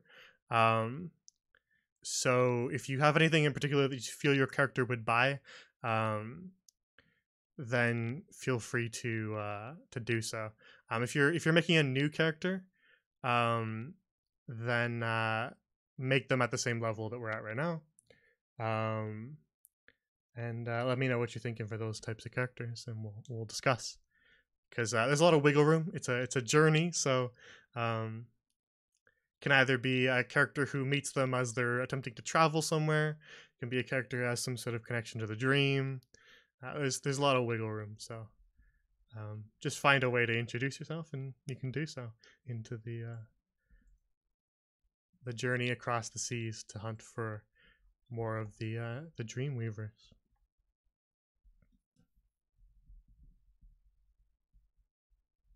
And, Good stuff.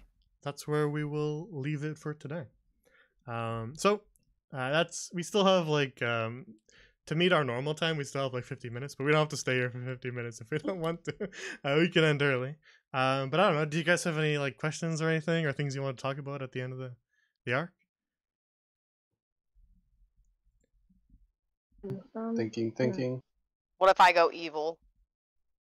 We all go I'm not evil. saying that I am, but like, Be the what first if? time. Like, Martell's wasn't meant to be, but somehow she got stirred into the evil direction. She was What if I go blinded by evil? temptation. I mean, Like a Temptation squirrel. blinded me. Oh my god, if she was there for the mirror, she would have been like, Oh. yes. I would have Oh, said yeah. I'm man. like, yeah. I really had to think with Lola, and I was like, no, Lola's not evil. She can't say yes to this. See, I was thinking about it with wits, but it worked out perfectly because it worked out in probably the most realistic scenario of Sequili broke it before he could make a decision. Fair enough. That's why I said more or less whenever I said you were resistant to temptation. It's like, yeah, sure, we'll go with that. Yeah, we did that. Yeah. My beholder looks like a meatball. I do eventually want to do some sort of probably like one shot or like short little mini things to begin with, but I do eventually want to do some like evil aligned things. I think that'd be fun. Well, when you do some evil stuff, hit me up. 'Cause I like my evil. I got a whole character. She's born evil. Yeah, she I gets have- all up in the I have a hell. character just for evil too. But I'm we'll just see. holding on to. We'll see what happens, because we've been doing a I lot support of like Candle Tree one shots, just because they're so easy to do with how they facilitate one shot purposes. But I do have like a million other one shot plans, so we'll be doing some one shots that aren't Candle Tree stuff eventually. Evil campaign.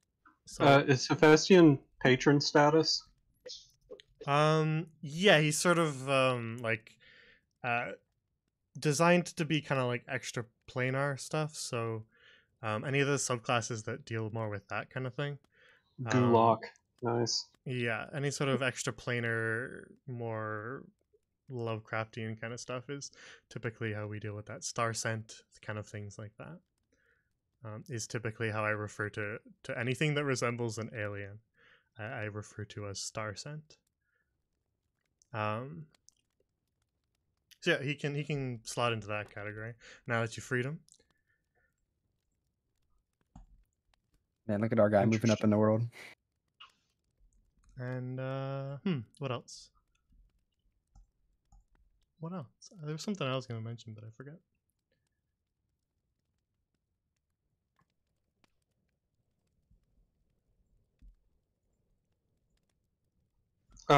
Oh, see, would Sybil and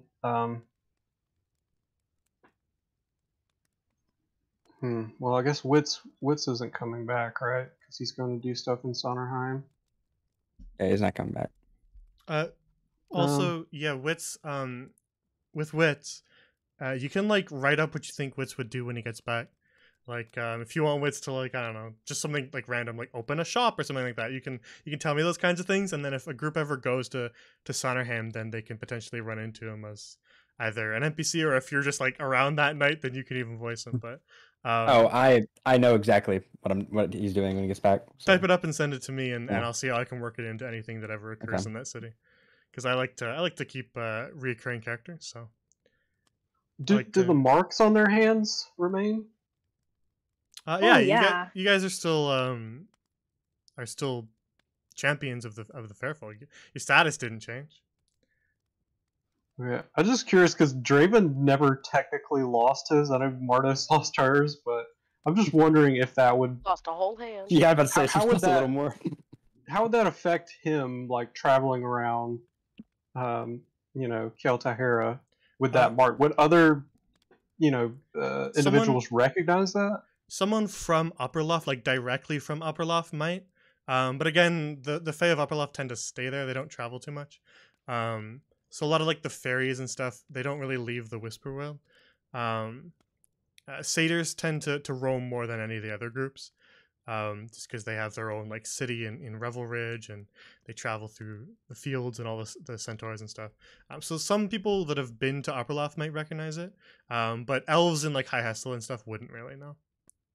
Gotcha. As for the actual status of those markings, they were like a summons, if you will, when they were initially placed on your hands.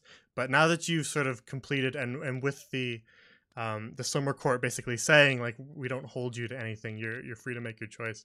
Like they don't do anything to you anymore. Martos lost hers because there was a connection to something that was already going on. A certain many-handed friend took opportunity in the severance of said connection when you committed a heinous crime against the fair It folk. wasn't heinous. I mean, you murdered a fairy. Then you kidnapped her pet. And kidnapped her pet. It was. When you committed that sort of crime, it basically like caused just enough of a gap in your connection to the fair folk that they took advantage of that and tried to corrupt you for themselves. Which, had you allowed that to continue, would have straight up made you evil. That would have aligned you with the bad guys. I mean, my arm was going dead and limp. I panicked, just cut it off. So it wasn't the actual act of just doing something bad that made your arm go like that. It was Zemeral that was doing that to you. If that wasn't clear, they were taking advantage of the opportunity to basically be like, we're just gonna yoink you and take you for our team. But you cutting off your arm stopped that spread, so you saved yourself from becoming a fiend. Essentially, that sounds like a redemption to me. I don't know about Jay, I don't know about that. I imagine Jay innocently just putting that squirrel there. I was like, this will be a fun little encounter. I'm sure nothing bad will happen here. I was like, okay, so do you want to know what the actual point of that squirrel was? I What? want to know. It was like a tiny little side quest. I'm like, oh, here's a cute little squirrel portrait. We'll put him in here, and then if they really need money, like if they spent a bunch of their money by this point in the campaign, then I was gonna have one of the fairies, the owner of that fairy, be like all frustrated with her pet because it doesn't listen to her, and then you guys could do like animal handling checks to teach it tricks and have it obey, and then she would pay you money for doing that. That was the side quest. Oh, my That's an god. innocent, lovely side quest. I was like, it'll be a cute little like half-hour distraction where you can like play with this little squirrel and teach it tricks and then gain money for doing that. And then you guys murdered the owner and kidnapped it. That's why I was laughing so hard during that, because I knew the full context of like, here's an innocent little side quest. And then it derailed half the campaign, half the party. I know, it removed 2 members of the party. It's like the equivalent. That was like the equivalent of like throwing like a pebble on a train track, and then it just completely pushed the train off the track. Like, I don't know what possessed me to be like, that squirrel is fucking mine. that singular squirrel has removed more members of a party than like the Era or Beira or the Silver Beast from Silver Song, or like that coven of witches, the massive explosions in the city of Talus. That one squirrel did in more party members. it's not. Hey, it's not about how scary you are or how powerful you are. It's about your KD. All right. I wasn't gonna do it because I was like, nah, I'm gonna get in trouble. And then Jamie was like, do it. And I was like, that's all I Do need. it. Do it. I was like, that's all I needed. I'm in. Let's go. God told me to do it. God said it was okay. I don't think I said that was okay. I think you're trying to place the blame on me. She might have like was like, I don't want to do this and ruin it, and you're like, no, it's up to you. Not like a you should do it kind of thing. Yeah, it's your That's me. I'm choice. doing this. Like don't let derailing the party stop you, but it's your choice. It was funny. But yeah, It was a great time for me. That was the original intention of throwing that little thing in there.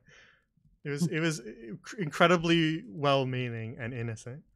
Now you have to be careful next time you put another little squirrel. I know, right? You never know what might happen. Y'all want to make a pact that if we see another squirrel, we're just gonna derail it and then go after it. Immediately. I'm with that. It's like clones in Order 66. Like you just can't help yourself. Like you This see is a squirrel. straight meatball. I made a meatball. The meatball? Are you drawing the beholder? Is that what you're talking about? Draw the beholder, and it's a straight meatball. Okay, if you get that done before the stream ends, I can show everybody. You gotta see a meatball is what you about to see. Sounds good. Okay. Well, I have some paperwork I need to do, so I'm gonna head out. Yeah. If you do need to head out, feel free to head out. We're just gonna hang around for as long as we want to, but if you need to run, feel free. It was a great campaign, y'all. It was Hell yeah. great. Hell I yeah. enjoyed every Yeah. minute. Yeah, we'll be back Y'all to in things. the- Silence. Yeah. Again, I don't really know like the order of anything that's going to be coming up because of all of the scheduling issues with half of the things that are going on. So depending on if everybody else is having scheduling issues and I have time to work on it, we might just end up having like a short story happen really soon. So depends on your guys' schedule and everybody else's, but we'll see how things go. And I'll definitely I'll make a new character.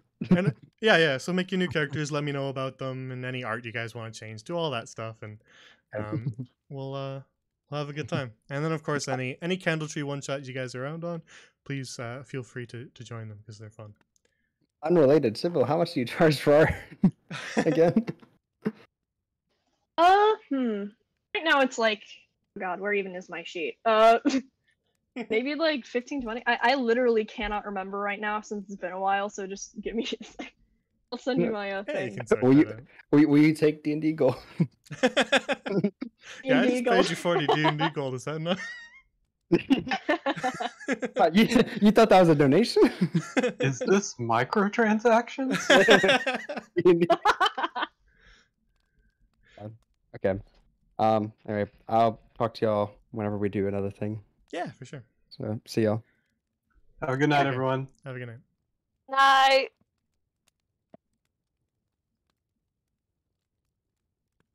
All right.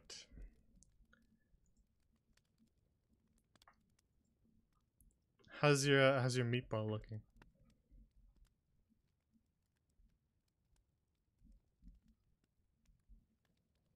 Hello? Hello. I Hello. was muted. I went on a whole tangent about how beautiful this meatball is.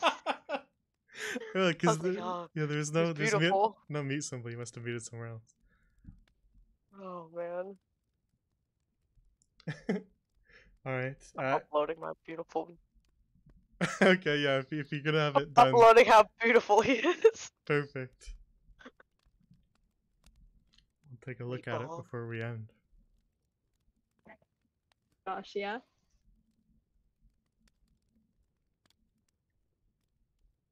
Meatball.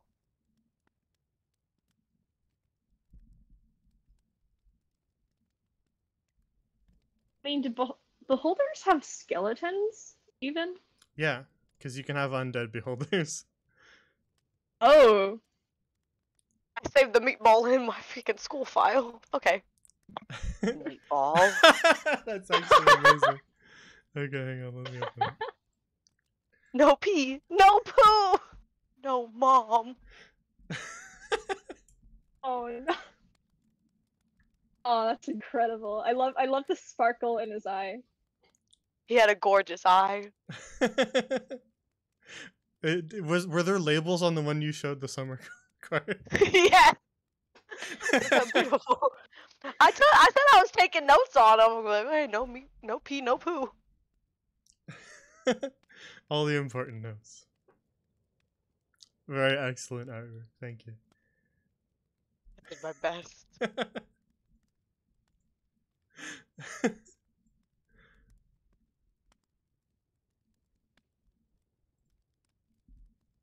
Alrighty. So, that's where we'll leave Whispers in the Woods. When we come back, it'll probably have a different campaign name. Because Beira, Queen of Whispers, she gone. For now. Now we're dealing with Dree. Oh god, we should have killed her. Oh, One last bop. your gun is like.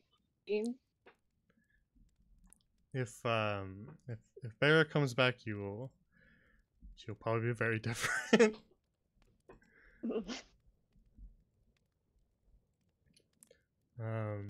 But that's where we will call it for now, and we'll return to this at some point.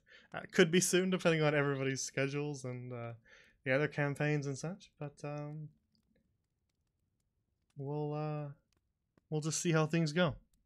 So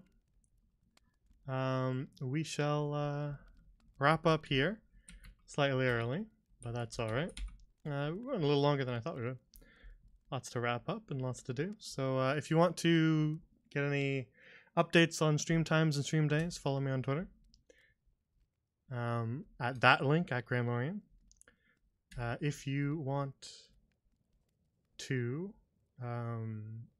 join the Discord and see the art channel that we were just talking about, or the meme channel for all the ship posts and the channels for all the different campaigns, you can join there.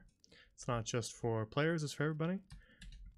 If you want to get caught up, if you want to go back and watch the very beginning of Whispers in the Woods, start it all over again, check out the archive on YouTube, Grand Lorian on YouTube, but there's the link. I move all the VODs from here on Twitch over there, so if you can't find it here, check there. If you want to know more about the living world, if you want to see some of those places that they're going to be sailing, or some of the deities and stuff that they mentioned, you can even read about the Summer Court, then check out the World Anvil. Link is there. And do some extracurricular reading on deities, factions, places, and people that exist within the living world of Grand Lorian. Other than that, that is all I have for you for tonight. So thanks for tuning in to the epilogue of Whispers in the Woods, and we shall return with something else. As for what that might be, I don't currently know, because it will depend on schedules of our currently running campaigns and the one that I am attempting to start up, and but announcements will come at a later date. I gotta sort some stuff out between real life stuff and campaign stuff. So when all that gets sorted, then you will see some announcements on Twitter, on the Discord, whatever. So look forward to those, and we will call it a night here. So thank you for watching. Take care, and have a good night. The last goodbye. Oh man.